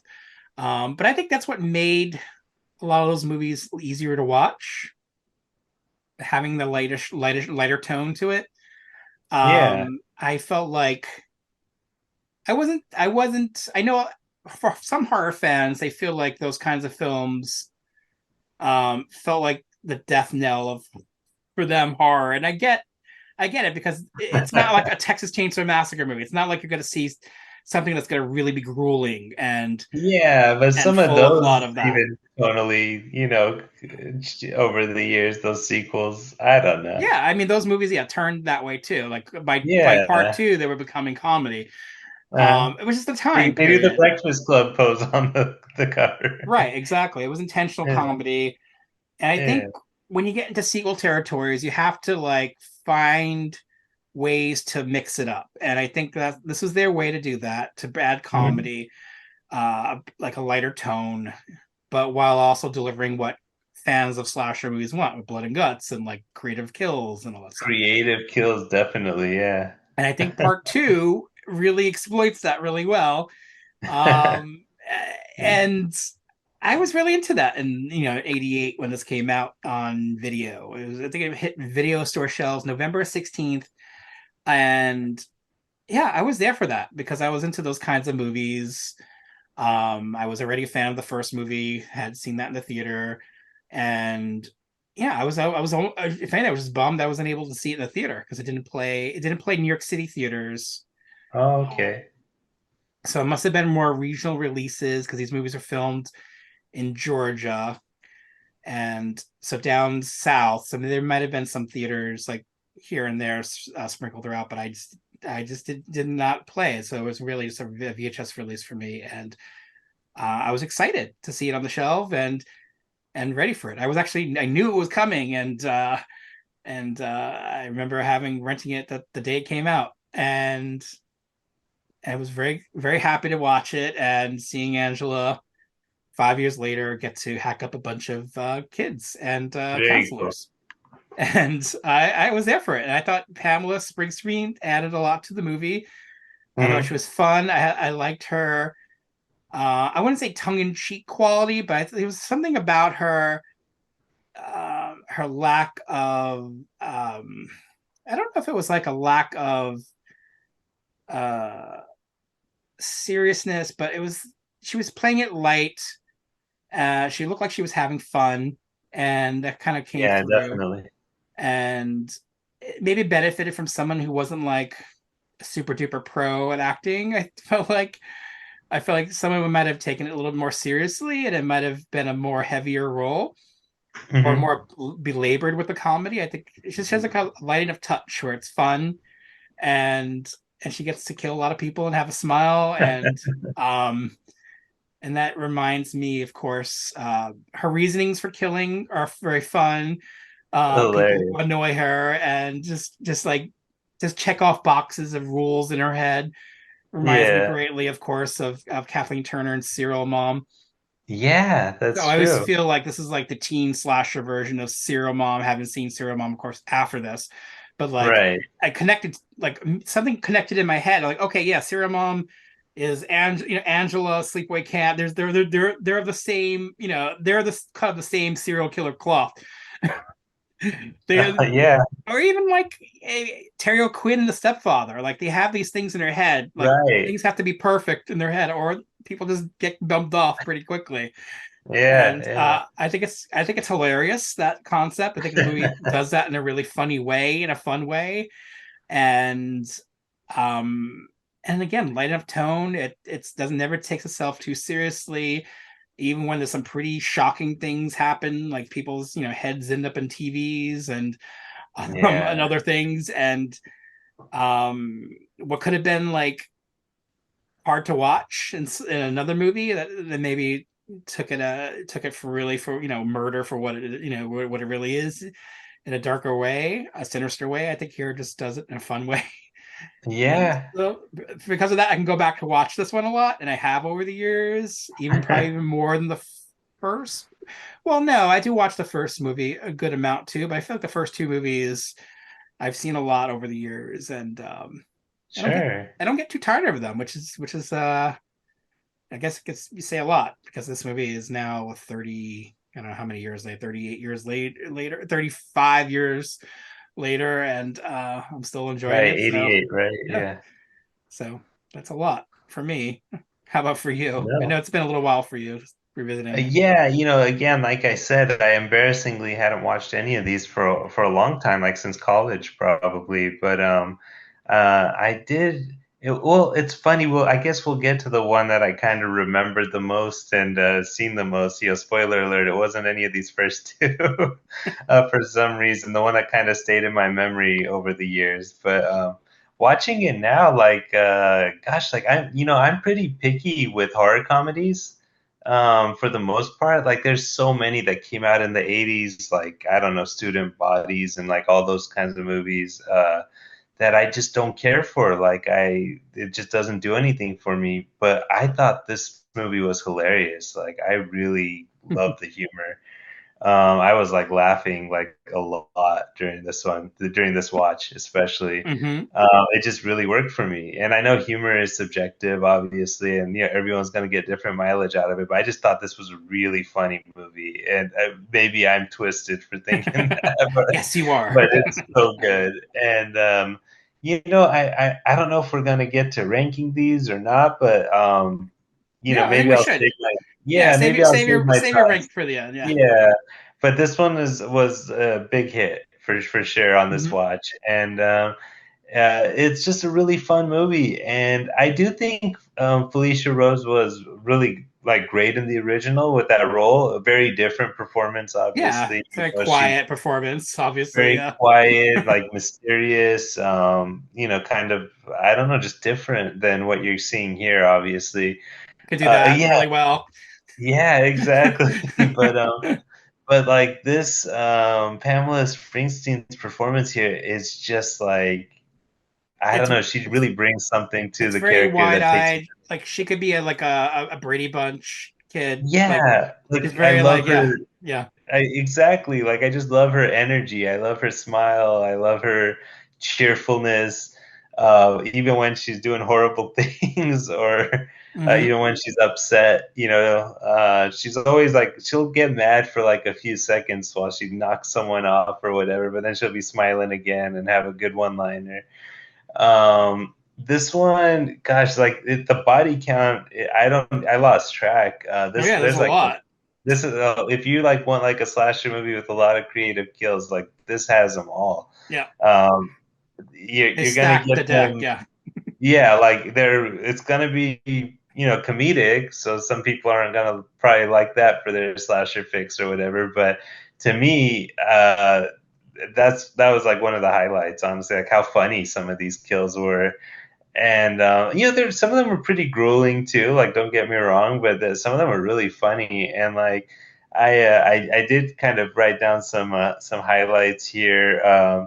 I think that the battery acid, death by battery acid, death by porta potty, like these are Mhm. things that you just don't kind of think about. The porta potty, I know that's a scene that's kind of been talked about, but like, man, that's pretty brutal. And Yeah. it's a character that kind of really pushes it too with her. So I don't know, like that's kind of like an interesting payoff there too, and the way it goes. And there's a lot in this one. You mentioned the beheading and all that, and or you alluded to it because the head ends up in the TV, and like there's a lot of stuff that happens in this movie, but like the one for me, like the standout, I think might be the portable power drill surprise. I just thought that was so funny, Mhm. where that Mare is like, Mary, but she hates Mary, so call her Mare. Is crying and upset, but she refuses to apologize and says, "I'd rather die." And then Angela reaches back there and she's like, "What are you gonna do? Like, are you looking for a gun or something like that?" And she's like, "No, a No, drill." a drill. Yeah, and Yeah, it's just her so timing funny. is great in that scene. It's Yes. great. The delivery is awesome. Like obviously, I'm not gonna do that justice, but it's so good. And I love that I think it might be the next scene where they're playing that game that I remember doing this in elementary school in the 80s too, where you like feel the grapes or whatever, and someone would tell you it's eyeballs and stuff like that. I think it might be the scene after this where someone's like, "Ooh, what is that?" And Angela's like, "Dead teenager brains," that they're touching and stuff. So I think it might be after that when I gotta watch again to see if that lines up. And then the other counselor's like, "Oh no, really? What'd you use there?" She's like, "I said dead teenager brains." It's just so funny. I don't know. She does turn out to be like a hypocrite, I think, a little bit, because some of those campers she knocks off towards the end, like, didn't really do anything to cross her. Yeah. She just didn't want to get caught. Yeah, she was just unhinged by that point. I was like, okay. Exactly. Like, one of them just talks too much, and then the other one was just gonna tell or whatever. But what cracked me up was with the who's they're talking too much is when Angela goes and tries to find something to use as a weapon, like while she's talking, like she's like brushing her hair or something in front of the mirror, and Angela's like walking around the cabin, like testing out different things to see if they'd be like a good weapon. And she ends up using like a string from her guitar, which is funny, okay, like she uses that and she's, strangles this poor camper. But the funny thing to me is the next camper that comes in that walks in on them and she, kills her, she just takes that belt out of her, the knife out of her belt. I was like, so she had that too. Like, what? It wasn't creative enough? Like, when she was looking for something, she didn't want to use it at that moment? So, I don't know. It's so funny that's like right after the scene where she walked through the whole cabin looking for a weapon, and she just takes that knife off her belt. So, I don't know. There's just little funny things like that. I don't know if it's on purpose or not, but it's funny to me. So, I don't know. Going back to poster art and VHS art and all those things we love and talk about. And you touched on this one, of course, which is great. I love that photo with obviously it's a stand-in for Angela, whatever. But I love that she has that backpack with the hockey mask and the very recognizable razor claw glove and. I just think that's great, and I love that. That's this is like zoomed in, so the right. VHS showed more of her. Exactly. Yeah. To show off her buttocks and right. Her cutoffs, which was memorable, of course, when you were a kid. But yeah. Yeah. Oh, definitely. I definitely knew that cover. Yeah. It's great. I actually, well, you know what? Before I get too sidetracked, there's a lot I have to say about that, and I love how Freddy and Jason and Leatherface heavy this movie is, from the artwork down to the movie and everything involved there. It's like fantastic. They knew what people wanted in 1988. Exactly. I love that. I just wanted to send you the Nightmare Vacation 2 artwork really quick, because I wonder how they got away with this one, actually. And for anyone listening, I'd recommend looking it up, because it very prominently features Jason and Freddy, and not even like where they did it different enough to where they could get away with it. Like, it feels much more like, and they're using her likeness better too. Yeah, exactly, and that's definitely Pamela Springsteen as Leatherface in the artwork as she is in the movie, which is great. So I would recommend looking that up too if anyone's interested. Nightmare Vacation 2 VHS from the UK. I'd rent that. Oh, are you kidding me? Yeah, I would have seen this movie 100 times when I was a kid. Well done. So yeah, that's a huge one. Going off of that, actually, I want to talk really quickly about another movie, and this is going more with personal experiences and memories now. There's a movie that I want to mention here just because I had this vague childhood memory of this like scene, and I didn't know if it was a trailer or what, but I remembered this girl being chased through the woods, and you might know what movie this is. She's being chased through the woods, and then you see, Jason Voorhees is following her, and then you see Freddy Krueger is following her. And then you see Leatherface is following her, and they all follow her like inside like a cave or like a door or something. And you think, this girl's in trouble, and then she comes out and she's like holding like the mask and glove and chainsaw, and she's like, oh, amateurs, So in my mind, this is something I saw when I was a kid. Like I was probably like 6 years old or 8 years old or something like that. Because I grew up, like I said, watching a lot of these more mainstream slashers probably back then. Like I said, Friday 13, Nightmare on Elm Street. But that's just thanks to having a big brother, honestly. And the movie, for even leading up to this very day, getting ready for this podcast, I was sure it was just a trailer for Sleepaway Camp 2. I just thought this is a trailer for Sleepaway Camp. And then I watched the trailer for Sleepaway Camp 2, and I was like, no, that's not it. I had to do some homework. It turns out that's the opening scene of Transylvania Twist from 1989. Yeah, I don't think I know that one. So random. I just always assume that because of that, that marketing and because of how prominent they are in the movie, I just always assumed that was part of Sleepaway Camp 2 in my mind. But that's just funny how our memories do things like that. But hey, that just goes to show how much in the zeitgeist these slasher icons were, even by the tail end of the boom. Sure. I mean, boom was long over by then, but it's still cool that like they were still like so iconic and being featured and stuff like that. So I haven't gone back to watch Transylvania Twist, but maybe I will. But yeah, I just wanted to share that because I was 100% convinced that was from Sleepaway Camp 2, and I was so excited to talk about it because I had such a fond memory of that as a kid, and then I couldn't find anything about it. I had to do like all this homework to figure out what it was from. But hey, I cracked that. You got to talk about it somehow. Yeah, that was fun. So I don't know. The one last thing I had in my notes here, I'm not sure if you mentioned it yet. Did you mention how they were all named after members of the Brat Pack? No, that was on my list. Characters? Yeah, the characters named after Brat Pack. Yeah. You mentioned Mayor, of course, after Mayor Winningham in St. Elmo's Fire. Right, and there's They're all Allie. Allie. TC for Tom Cruise, apparently. A lot of these guys in there. Yeah, Molly, of course, final girl.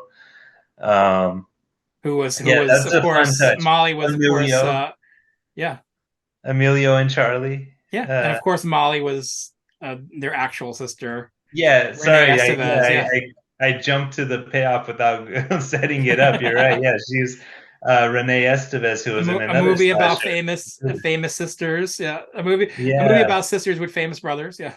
Yeah. So that's cool. That's cool that they did that. I don't know. This one was just a lot of fun. Like I kind of want to watch it again now, if I'm honest. Yeah, I mean, I've watched this one a lot, and I think, it's just fun. I watched it a couple times recent just to refresh myself, and I'm like, oh, I can watch that again. They're like 81 minutes. Like these movies fly by so quickly because they're in there, and they're just like. There's always 81 minutes with like a 20 camper body count probably. Exactly. So, I don't know. Did you have a favorite kill from this one or the last one? I'm not sure if we got into the first one I think was probably Judy with the curling iron and the cook. Right. And the cook getting boiled in the face. I think that was pretty fun because you get to see the effects, which were actually kind of cool in the first movie. That's what I liked with the effects from the bee. Same thing, yeah. Or low budge, cool. Yeah. Uh-huh. I mean, the first one had a lot of good ones, but those two I wrote down. This one, my favorite kill is probably Allie drowned in the outhouse. Right, it's nasty. I also like TC getting the battery acid in the face. That's pretty cool. Yeah, and I think it's even a simple one. I like that someone's throat gets slit with a Freddy glove, and it's like a kid, a child gets their throat slit with a Freddy glove. It's actually a pretty good effect too. Looked pretty real, which was kind of cool. That whole I only kind of touched on that whole sequence, but that's pretty great with the the campers when they want to scare Angela, and one of them dresses like Freddy, one of them dresses like Jason, and she shows up as Leatherface. And like first she sneaks up on the one dressed like Freddy and gets him with his own glove. And then the one who shows up as Jason thinks it's like they're having fun, and the next thing he knows, like, uh-oh, like this is real, And the next scene is when she goes. I think it's when she goes to maybe it's when she gets Mary or Allie. I can't remember. I can't remember, but whoever it is that she goes and gets, they're like, oh, and that blood looks like nice costume, but that blood looks like ketchup or whatever, Right. you know, even though it's like real. So It is real, yeah. a lot of fun little touches like that. Oh, Yeah. for sure. Yeah, Yeah. it's full of fun things like that. Do you have a favorite character? I know my favorite character in the first one was Judy. What about in this one? Oh gosh, that's tough. I mean, we didn't even talk about like the shit sisters or any of that. There's like so many colorful There's characters there are in a lot this of one. there are a lot of colorful characters. The sisters Yeah, are funny, yeah. a lot of attractive female characters. I have to say they definitely up the ante there with like a lot of nudity and you know, Yep. a lot of that stuff there for whoever's interested. So it caught my attention as a younger viewer as well, of course, whenever the first time was I saw this. Um, and yeah, I don't know. It's probably, gosh, it might even. I hate to only pick the bitchy characters, like you said, but Ali is pretty good in this, and Mare. I don't know. It might be one of them. Yeah. I mean, I I wrote will. down. Yep. Go ahead. Yeah. Sorry. Oh, sorry. I was gonna say. I will say I did end up feeling sorry for the cop's son and the cop. That's like some, yeah. But we could get into that more with part three. Oh yeah, I mean that. Yeah, he's definitely like set up to be the final boy with the final girl because And a perfectly nice guy, doesn't do nice anything. guy. Has Yeah. like almost like a Jim Carrey-esque kind of quality to him. Oh, I could see that. Yeah. And I remember that growing up, like, oh yeah, he looks like a younger, like Jim Carrey, kind of like, kind of I can gangly, totally see that. It's the like jaw and something stuff. about him, Yeah. yeah. And so I was pulling for them, and then Molly gets a surprise head in the TV, Yeah. sadly, and then his father, yeah, well, which we'll get to soon. Um, I wrote down Allie as my favorite because I always tend to go towards the bitchy characters in these kinds It's of slasher movies I because totally they're entertaining, and she's no yeah, exception. She's just exactly. very They're usually more fun confrontational, than the final girls. Yeah. causing trouble, like much like Judy. She has Hmm. very big hair, which always helps. Then Judy had her big side pony. This one has the big blonde Oh yeah, they hair both have the iconic hair, I would say. Yeah. that she's always playing with, and yeah, and then like the whole like the sex scene is like really funny, just like how she's like clearly just like sleeping with this kid, and he's like another teenager, and like they're having a teenage sex scene. And then she's like, after they have sex, she's like, hey, you don't have like AIDS or anything, do you? Just like it was just that Yeah. funny line, like the way she like said it, like so like like nonchalantly, like Yeah. maybe we should have asked Yeah. before. Yeah, there's funny moments like that in this No, movie. definitely. She's a Like good one unexpected. for sure. You know, that whole the whole outhouse death, Mm-hmm. that like that whole setup even is so like you just don't see that in a slasher movie where they're like kind of like just being snarky to each other, and then she just like stabs her in the back and like forces her in the outhouse with like a stick or whatever. Like that whole The setup. stick, which I think comes into play. Yeah, a lot in the next one. I think I listened to the commentary and they joke about how the stick is the same stick the second one is used in the third movie. She loves that stick. No way. That's funny. That's funny that they even thought to say that. Yeah. But What I didn't know this growing up. I mean, I didn't know this until a lot later in life, but the writer of this movie, he has an alias, is like Fritz something, is actually Michael Hitchcock, who's what? who's like often in Christopher Guest movies. He's like That's he's funny. yeah, he's the writer and producer. He's the writer and producer on this movie, like of parts 2 and 3. Like he's like, I don't think I knew that. and then he's on the commentary tracks for 2 and 3, and he's still like using his alias, like he's still like the Fritz guy, and like they mentioned like this Michael Simpson character. They mentioned the Michael Hitchcock character is someone else, but it's really him. That's so So I don't know if it was funny. some sort of like Writers Guild like rules or whatever because he used the alias. I So gotta he listen to couldn't those admit to that. commentaries. But there's a reason why this movie is funny. It's like it's got a very funny guy writing it. Yeah, yeah. I mean, sounds like a good pedigree there for sure. And he continues to write a lot of like funny things. So and he's obviously shows up in Christopher Guest movies being really funny. So I think it's kind of fun that he's a part of the Sleepaway Camp franchise. Like Definitely, definitely. Yeah, no. So I mean, I think we're both, all the way thumbs up for both movies so far. two Yeah. thumbs up. Right. So let's get into it with Sleepaway Camp 3 Teenage Wasteland. I'm gonna play the trailer. I know that in the next 3 days we'll get to know each other much better. When we all get together again, I promise it won't be the same. Angela's back to slash last year's record. Last year's Camp Carnage was so much fun that Angela has decided to return for another season. Whatever happened to Angela Baker? Nobody knows. When'd you learn to chop wood like that? I've never chopped wood before, but I've chopped other things. Those immoral young campers. When will they ever learn? Nobody wants to go to a camp where everyone's been slaughtered. What's your favorite, color? Blood red. How many have you killed this time? Lots. Kill me too? How you gonna do it? What's it gonna be? A gun.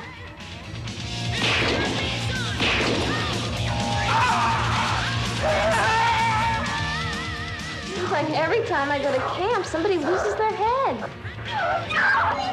This year, camp's a real killer.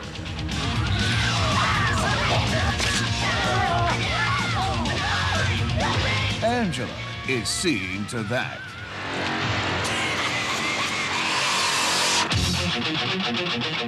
Sleepaway Camp 3, Teenage Wasteland. Party all night! Teenage Wasteland! Okay, that was a trailer, and now take it away, Ara. All right. Pamela Springsteen gives a slashing performance as Angela, a murderous camper who returns to Camp Happy Woods, where she previously had killed most of the campers. Yeah, there's an error there. We'll get back to that. The camp reopens under an inept new management team played by Michael J. Pollard and Sandra Dorsey. This is the ideal setting for Angela, who's dedicated to doing her job of eliminating immoral teenagers. Armed with an arsenal of knives, guns, ropes, axes, and even a lawnmower, they forgot to mention sticks, Angela puts away everybody except Marcia, played by Tracy Griffith, and her boyfriend in a no-holds-barred cat fight. Marcia repeatedly stabs Angela and sends her off in an ambulance, thinking she'll never have to see her again, or will she?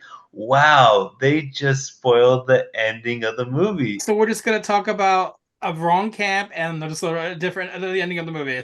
Like, that is amazing. I don't think it was clearly written by someone who just watched the ending of the movie. And what was it? The camp name here? Camp Happy Woods, which isn't the name in any of the movies. It's not even like they got it wrong. Yeah, whoever's watching on YouTube, it's Camp New Horizons. Hello. They're wearing the shirts. He did. Meep did change shirts again. So sorry, guys. Sorry for those who are listening, but yeah, Camp New Horizons. I got the color's a little different in the movie. It's a light blue, but this one looks a little better for me. Camp New Horizons, not whatever they said. Camp Happy, what was it? Happy Woods or something. Yeah, I don't know. That's like they couldn't think of it, so they just made something up while they were putting the back cover together. That sounds right. New Horizons makes sense. It's about kids who are, obviously right. That whole project sharing or whatever, less sharing. Kids who are less fortunate and need to look at life at a new horizon. Right. No, and quickly, since we've been talking about all the VHS artwork, I'll say this one was probably my least favorite of the bunch. But it is very, I mean, again, you have a model, and it's very much focused on her chest, zoomed in even more on the This Blu-ray. one's I just had the Blu-ray. I don't have the VHSs for 2 and 3, but the Blu-ray, it's my very zoomed in. It's zoomed in a lot closer, cutting off even because the bottom of the face is there on the other version. But either way, that's definitely not Angela or her wig in this movie. No, but she is back to slash last year's record. Yeah, I don't know if she does that though. I don't know if it's like as many people. I wonder, because the body count, it even kind of infers at the end of part 2 that she probably killed everyone at the camp. It looked like, I don't know. Part 2, yeah, it was pretty high. Yeah, so I don't know. So this is the first film in the series that I ever saw. Oh wow! Yeah, that's funny. I watched this while sleeping over at a friend's house. And That's the perfect time to watch.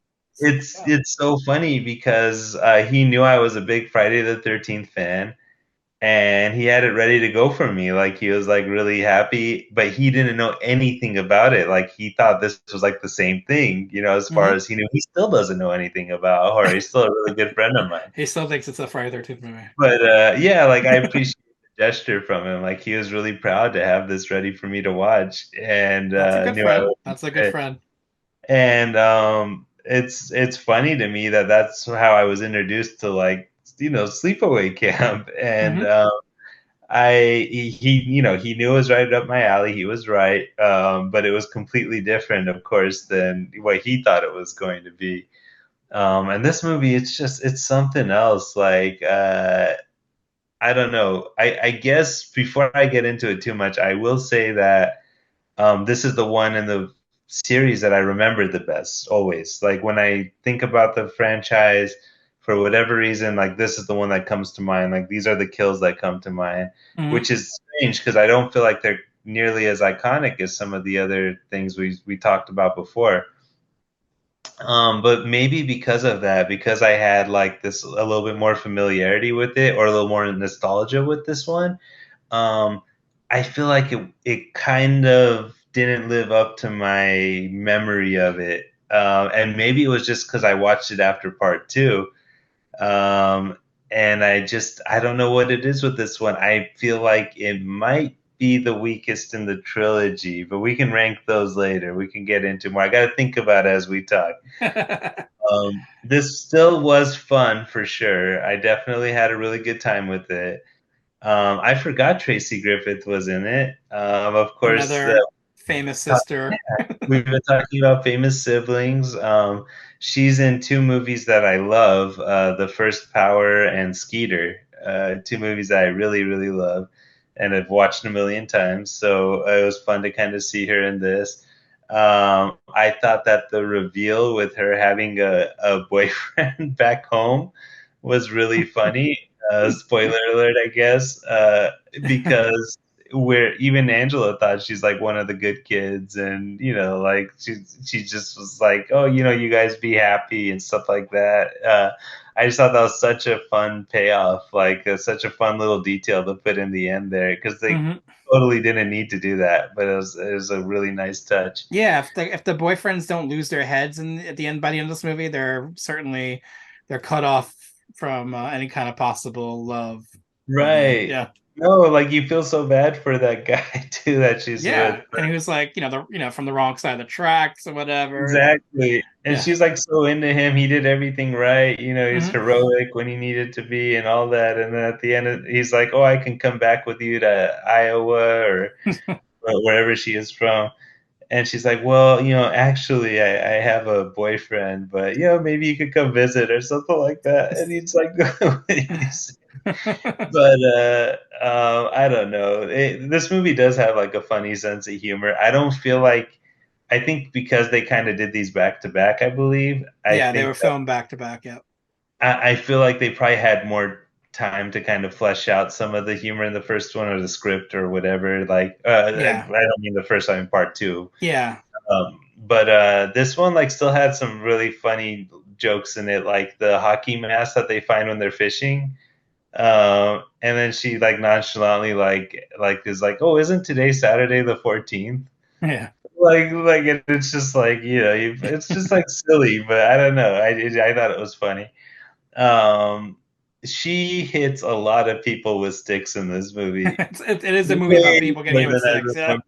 Yeah, like we've kind of been, you know, hinting about that, but man, like it's multiple people get it with a stick in this movie. Multiple. Yeah, I just didn't remember. Like I remembered some creative kills and stuff, and there are some in here. Yeah, for there sure. are. Yeah, but like there's so many just people that she just this like tiny, you know, Pamela Springsteen with her wig like just beats to death with like a stick, and they just can't get away from her. And or I don't know, it just cracks me up like that. That's the kill method they went with like most prominently. You know, like. Yeah. Jason's got his machete and Angela's got her stick, I guess. Yeah. I don't know. It is the woods, I guess, so there are sticks. Yeah. I just don't know. I don't know how hard she's swinging those things, but I don't know. She does it. And there's also a lot of like fun, like setting people up in tents. Like she kicks that girl into one tent when she's going to see if the other campers are in there, and then when she waits for her to come back out, you know, she's got the axe ready. She throws the rap tape, of course, in the tent with that other guy with like a rap she recorded about how she's gonna kill him. I love that.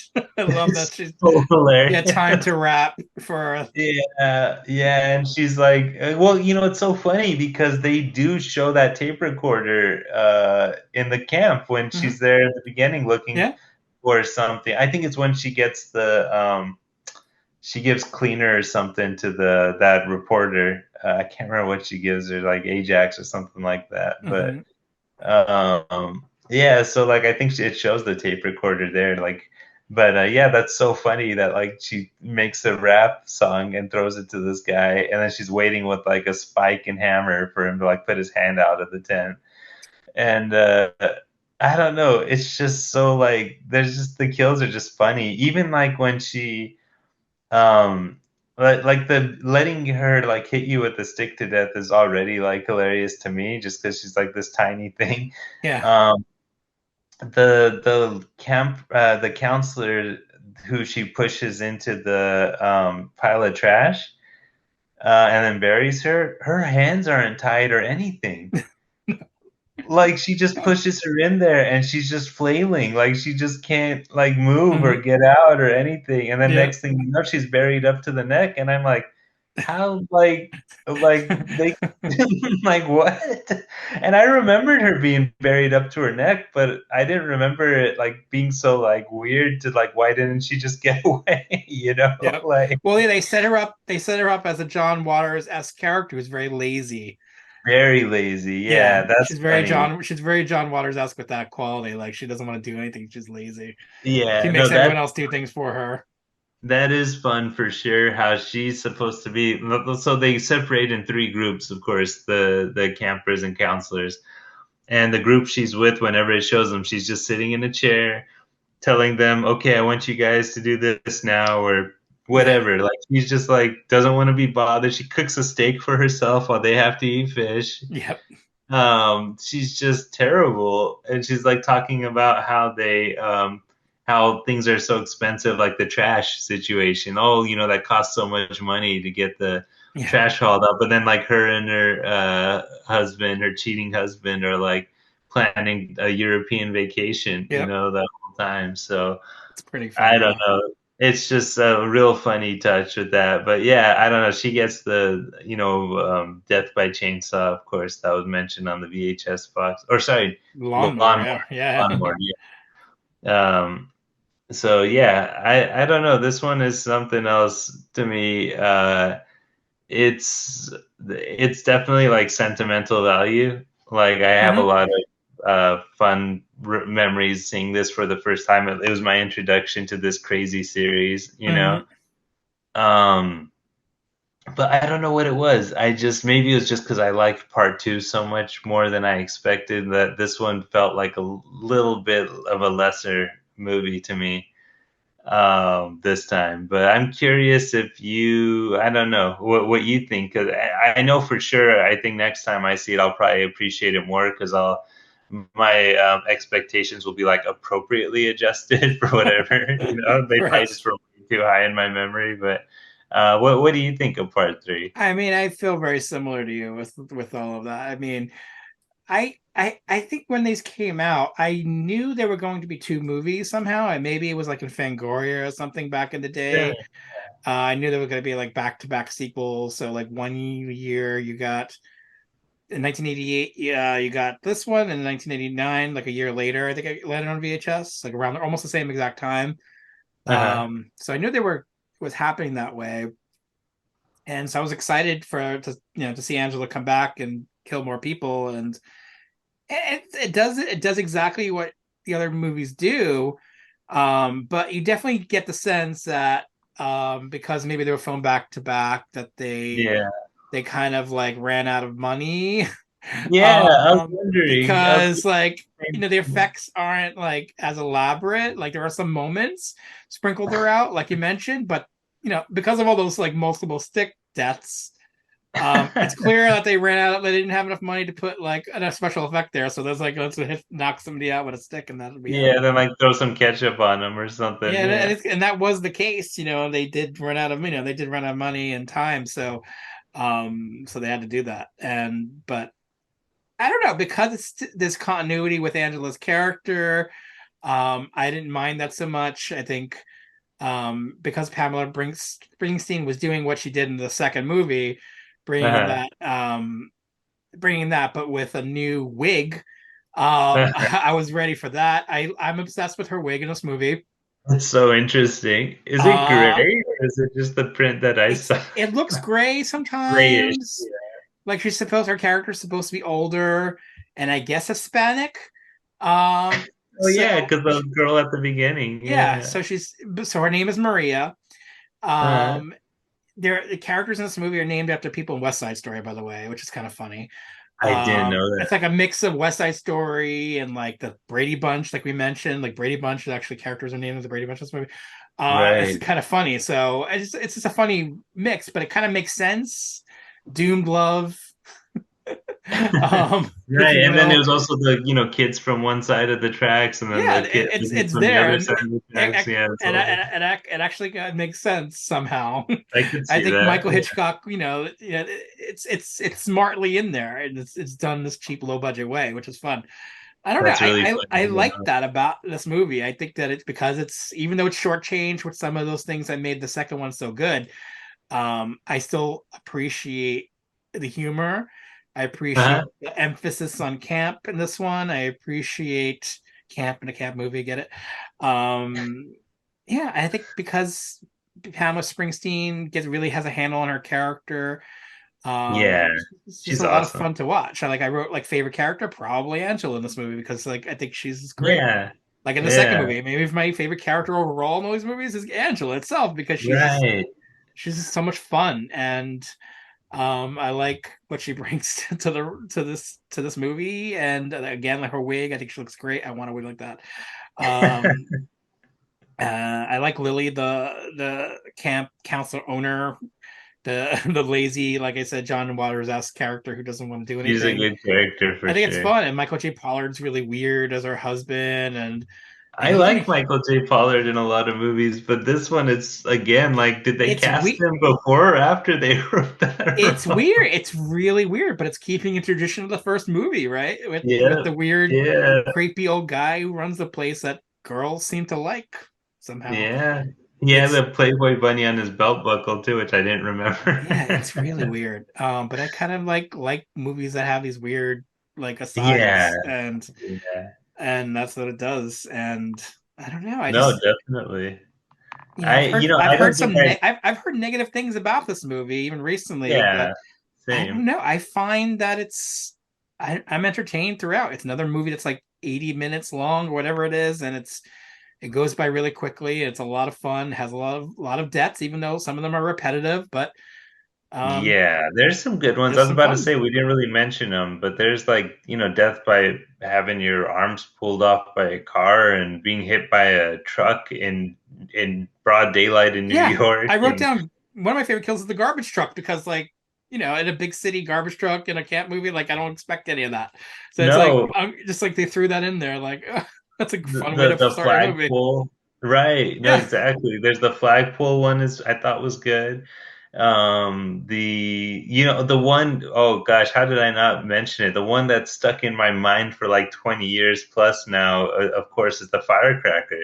yes, the firecracker. Yeah, Which they set that up really good too, and that's the one that has stuck in my memory too. Is sticking a firecracker in a guy's nose while he's sleeping, yeah, and clearly a dummy, but um, it's like yeah, oh yeah, no, but it's it's funny to watch.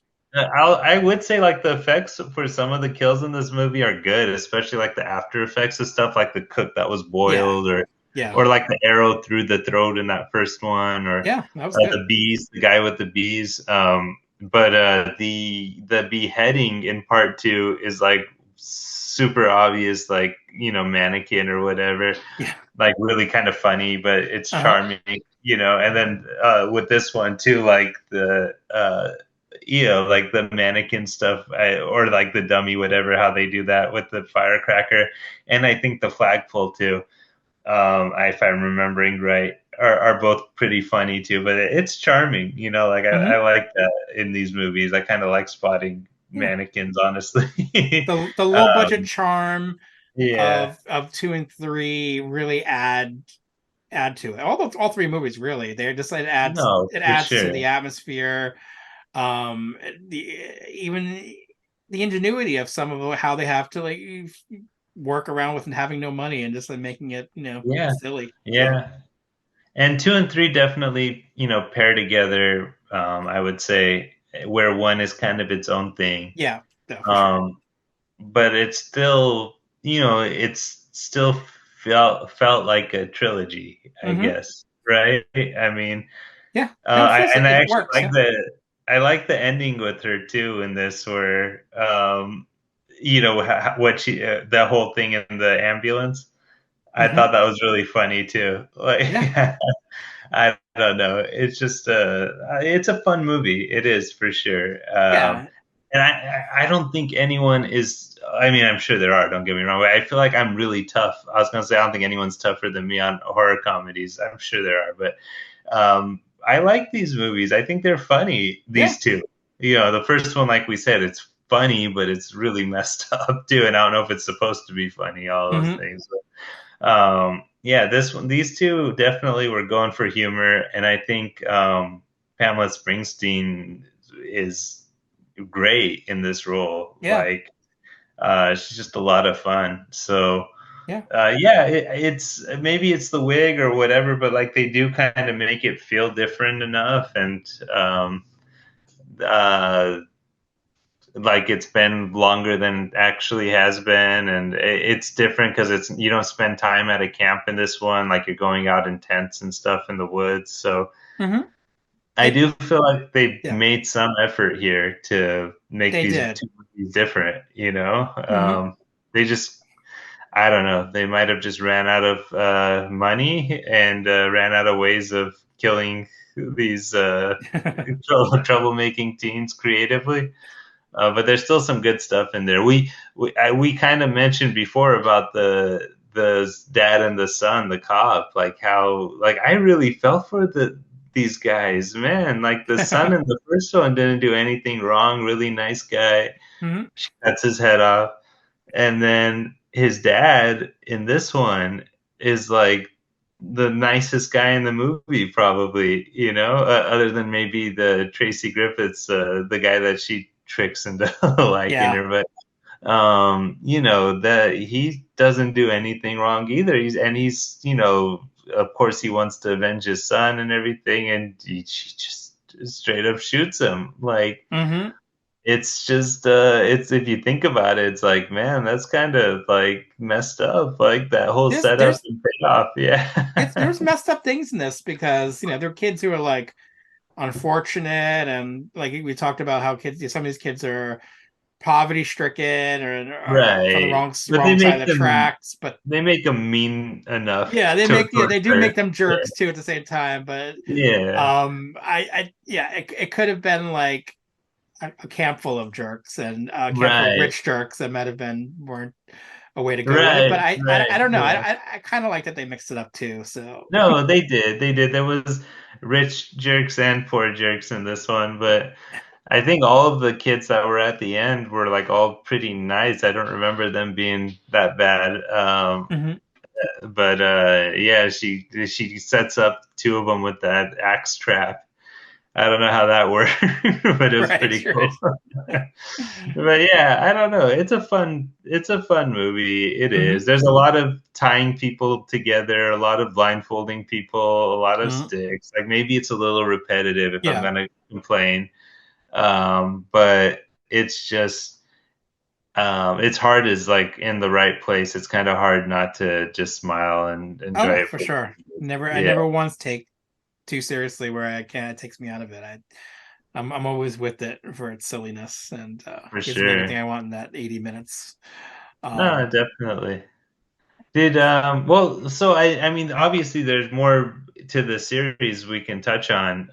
There is another anything else you want to say about part 3 before we kind of get into that? Yeah, I think I'm good on 3. Number 4, I mean, there was a movie called Return to Sleepaway Camp.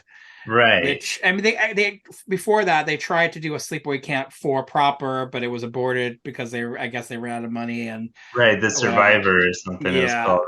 Yeah. So it didn't work out, but back in 2008, they actually the original director of part 1 came back to do a sequel called Return to Sleepaway Camp, and I watched it on DVD. I think it was a DVD that I watched it when it came out. I think it was a screener because I got it. I was working at Kim's then. Oh, that's cool. I got a screener fairly early on, and I watched it. I'm like, it felt like a movie that was like, it felt like I wasn't watching a real movie when watching it. Like the screener, it felt like I was watching like someone's student movie, like or like a fan film, a really bad fan film. Like a movie that was unfinished. It just felt so rough, and the comedy was like really just not funny, and it really rubbed me the wrong way.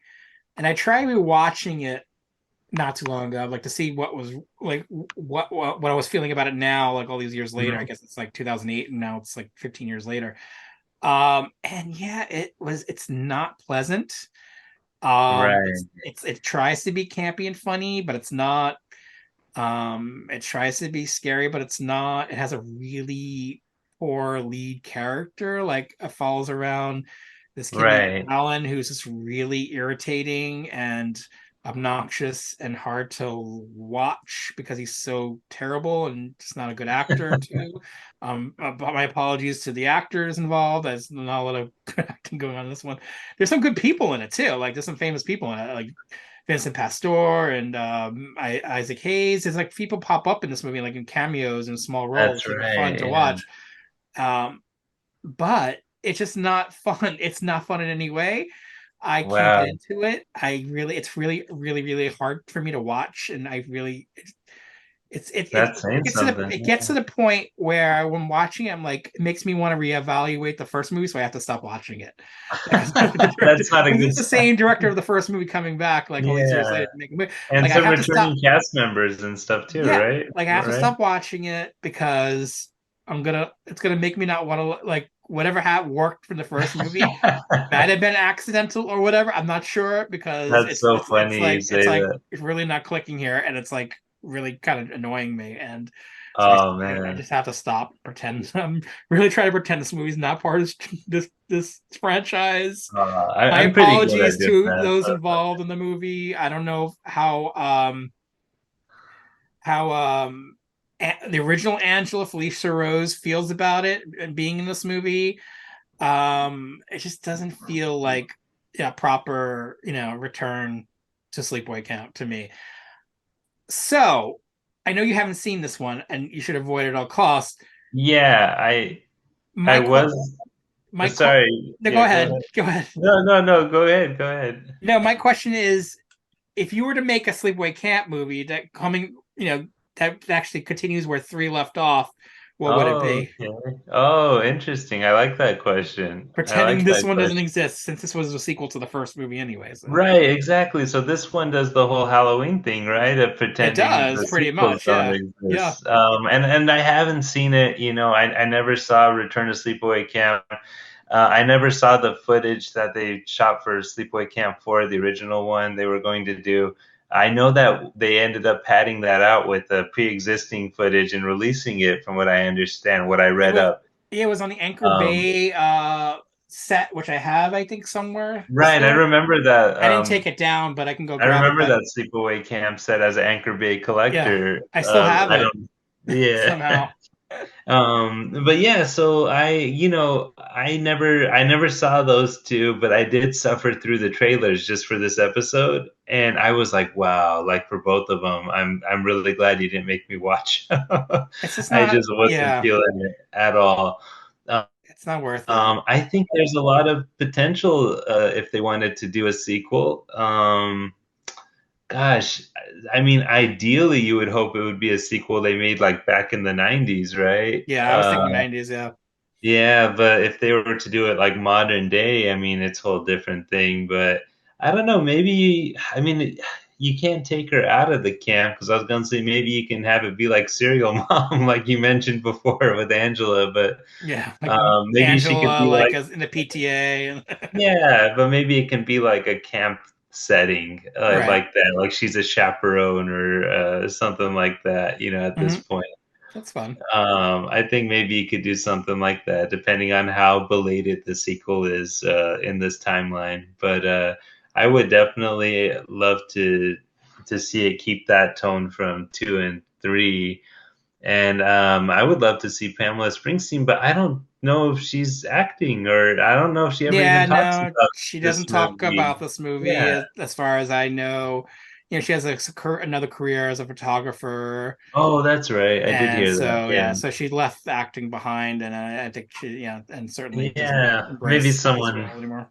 I don't know. Maybe someone else could pull it off, but I don't know. I think there's a lot of fun to be had there, but that's something I'd have to give a little more thought to. Mhm. What about you? What would you like to see? I mean, I don't think a sequel all these years later. I don't know if I want that anymore, because I feel like Right. I've seen it so will many of become those now. something different now, and certainly. Yeah. But if this movie were made like 1990, or like a year after the third Oh, movie or for whatever, I sure. think it'd be fun to see like Angela in a different kind of camp setting.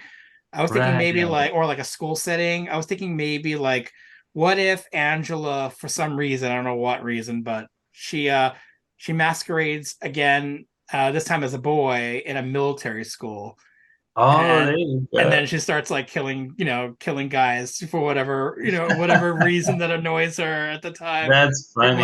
while pretending a boy who was a boy who became a girl, now pretending Kind to of be a switch that boy at a around. military Yeah. school. I think would be kind of a fun, like, yeah, Well, gender I bending kind of love trip. that setting, and I love Child's Play 3. We've talked about that before. So I would be all for something like that. I don't know why. While you were talking, I was picturing her like on like one of those camping things where they're like kayaking, and I think Hmm. that'd be kind of fun too. Like have her in that kind of a trip or to camp or something. Yeah, Make it like there's not a lot of sports related killing in like in the sleepaway camp movies, right? no, there Not isn't. like say Graduation Day, which really exploits that.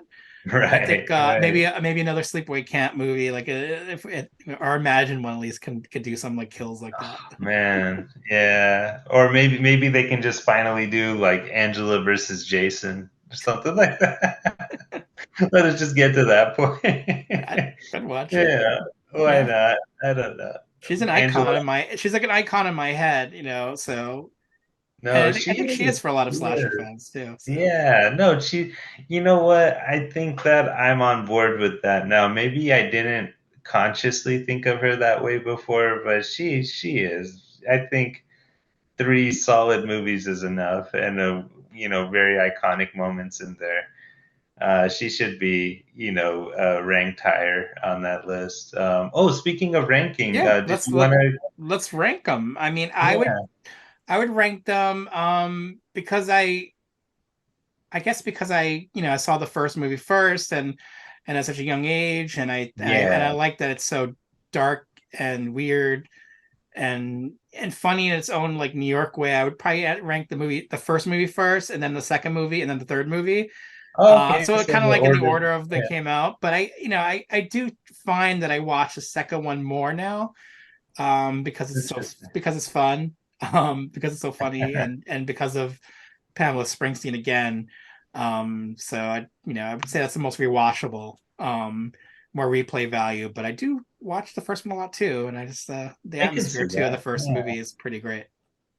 No, it has like a edge to it. I don't know. It's hard Mhm. to put my finger on, but yeah, I usually would assume that I'd be biased towards favoring the one I saw first. That's kind of how it works usually. But for whatever reason, watching these all together now, I think I would rank them part two, Mm-hmm. and then the original, and then part three.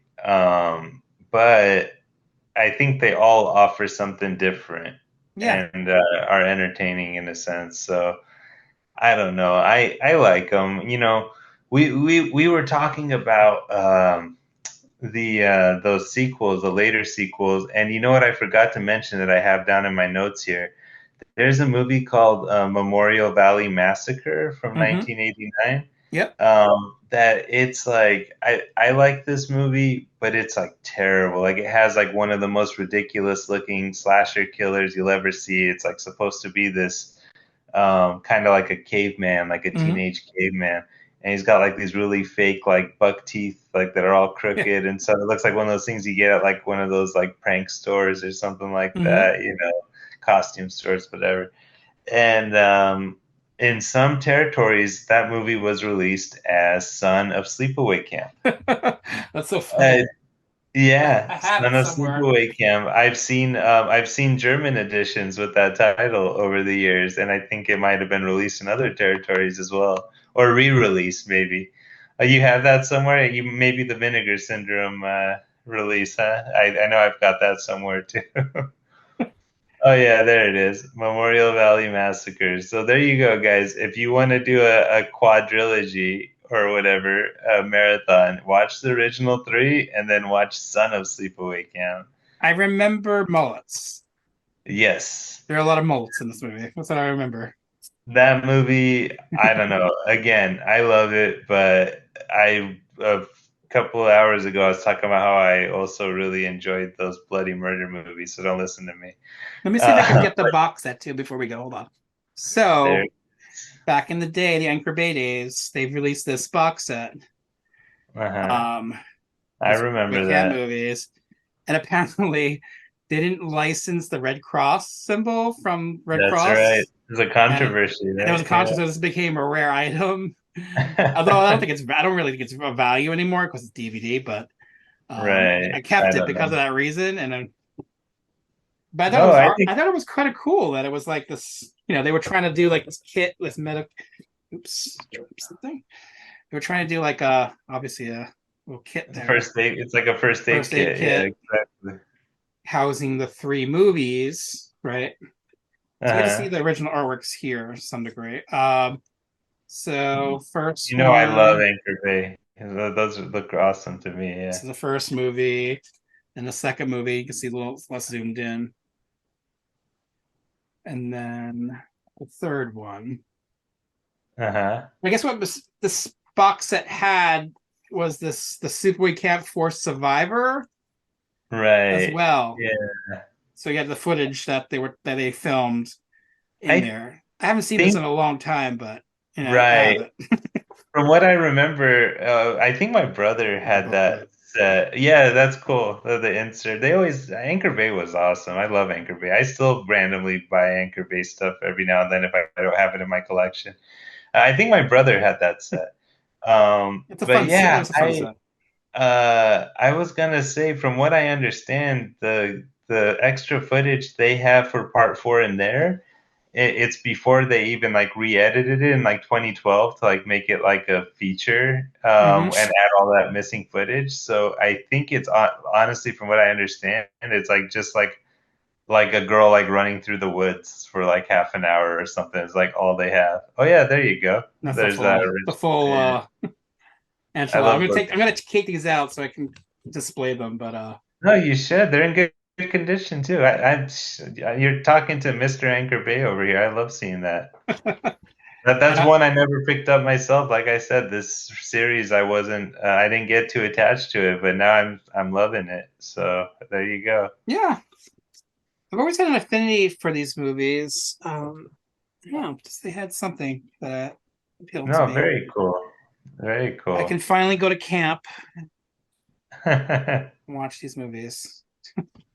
All right, guys, that was fun talking about Sleepaway Camp 1, 2, and 3. I think we know what we're going to talk about next time. I think we're a little more prepared. Right, that's right. So we'll come back next month with another possible scary situation. I'm not going to say what it is yet. yeah, we'll let that be a surprise, I guess. It's going to be a Memorial Valley Massacre. Right. We're gonna do a 3-hour podcast on just one movie. Stay tuned for that one, guys. It'll be Memorial Valley Massacre, Transylvania Twist. What else did I mention? Bloody Murder 1 and 2. I expect many downloads and hits on YouTube. Man. So thank you, guys. Yeah. No, but hey, this was fun. Thanks so much for having me on. But thank you. It's always fun. For those of you who don't know already, because we're such a visual podcast now, where I'm always showing off like stuff like this, showing them at the camera. So you have to look at it on YouTube. So go to YouTube, look for Retro Movie Love Podcast, subscribe to the podcast so you don't miss all these video podcasts that we do. I'm going back and putting all the old episodes. I put all the old episodes on there. I'm slowly adding all the Patreons, like the back catalog of Patreons on YouTube and also on the main feed. So look out for that. Very cool. Look for the podcast on Instagram. What else? Cinema to Meep on Instagram, Retro Movie Love Podcast on Facebook. You can find me on Facebook. Where about you? Where can people see you? I just have my boring personal social, but I always love it when I become friends with one of your listeners. So feel free to add me on there, guys. I've made quite a few friends over the years through the Retro Movie Love community, and I love that.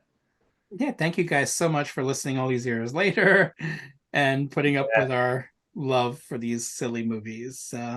Absolutely. Summer's not over, so we're gonna go back to camp now and probably write some letters home about all the hijinks we're getting into. I hope you survive. I hope you don't write a letter like in that back of the box of the first movie where it ends in blood. All right, so just get a stick so you can beat off people who are trying to kill you. Do you want to rephrase that last part you just said? Like, get a stick so you can what? You need a stick. You need a very large stick so you can beat off all the people who are trying to kill you. All right. It's very useful in life, guys. Yeah, that's right. Yep, sounds good. And I'm gonna get a wig. So if I ever do another Sleepaway Camp 3 podcast, I'm gonna have Angela's wig. Oh man! In addition to the t-shirts. That's all that's missing for sure. That's all I need. The hair change. All right, guys. It's obviously late and we're losing our minds. Thank you for listening, and we'll talk soon. Yes, thanks so much. Thank you, Ara. Take care. Right. Ciao for now. Right. See you at camp. Bye, everyone.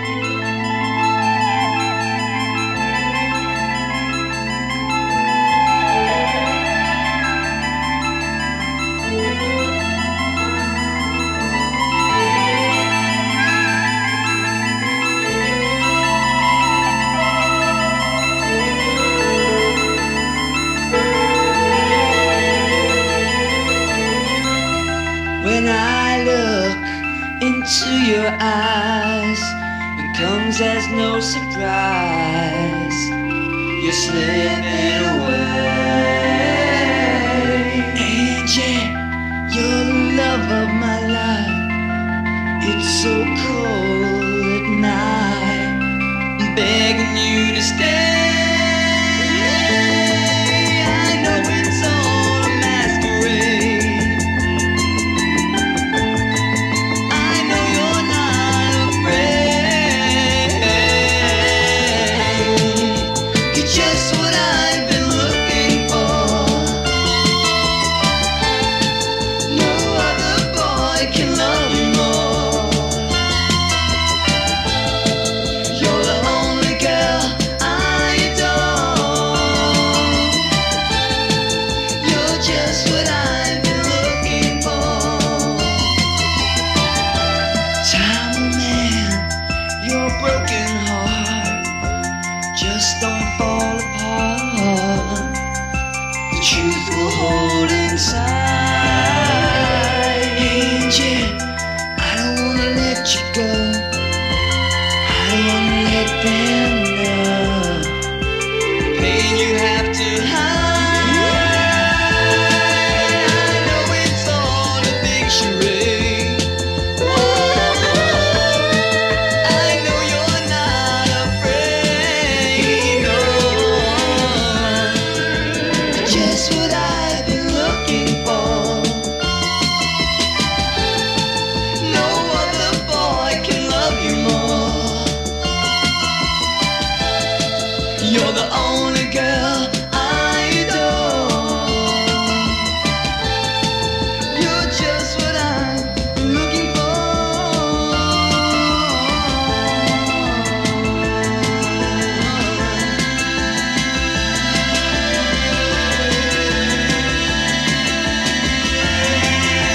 Just what I'm looking for.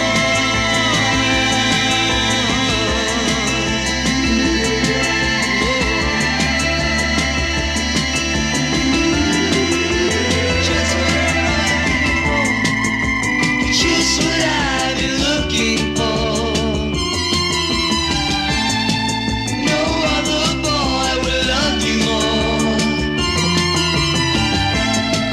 You're the only girl I adore.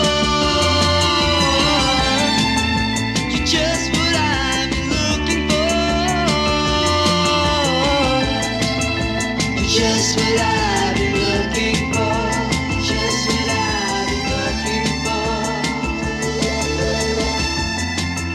You're just what I've been looking for. You're just what I've been looking for.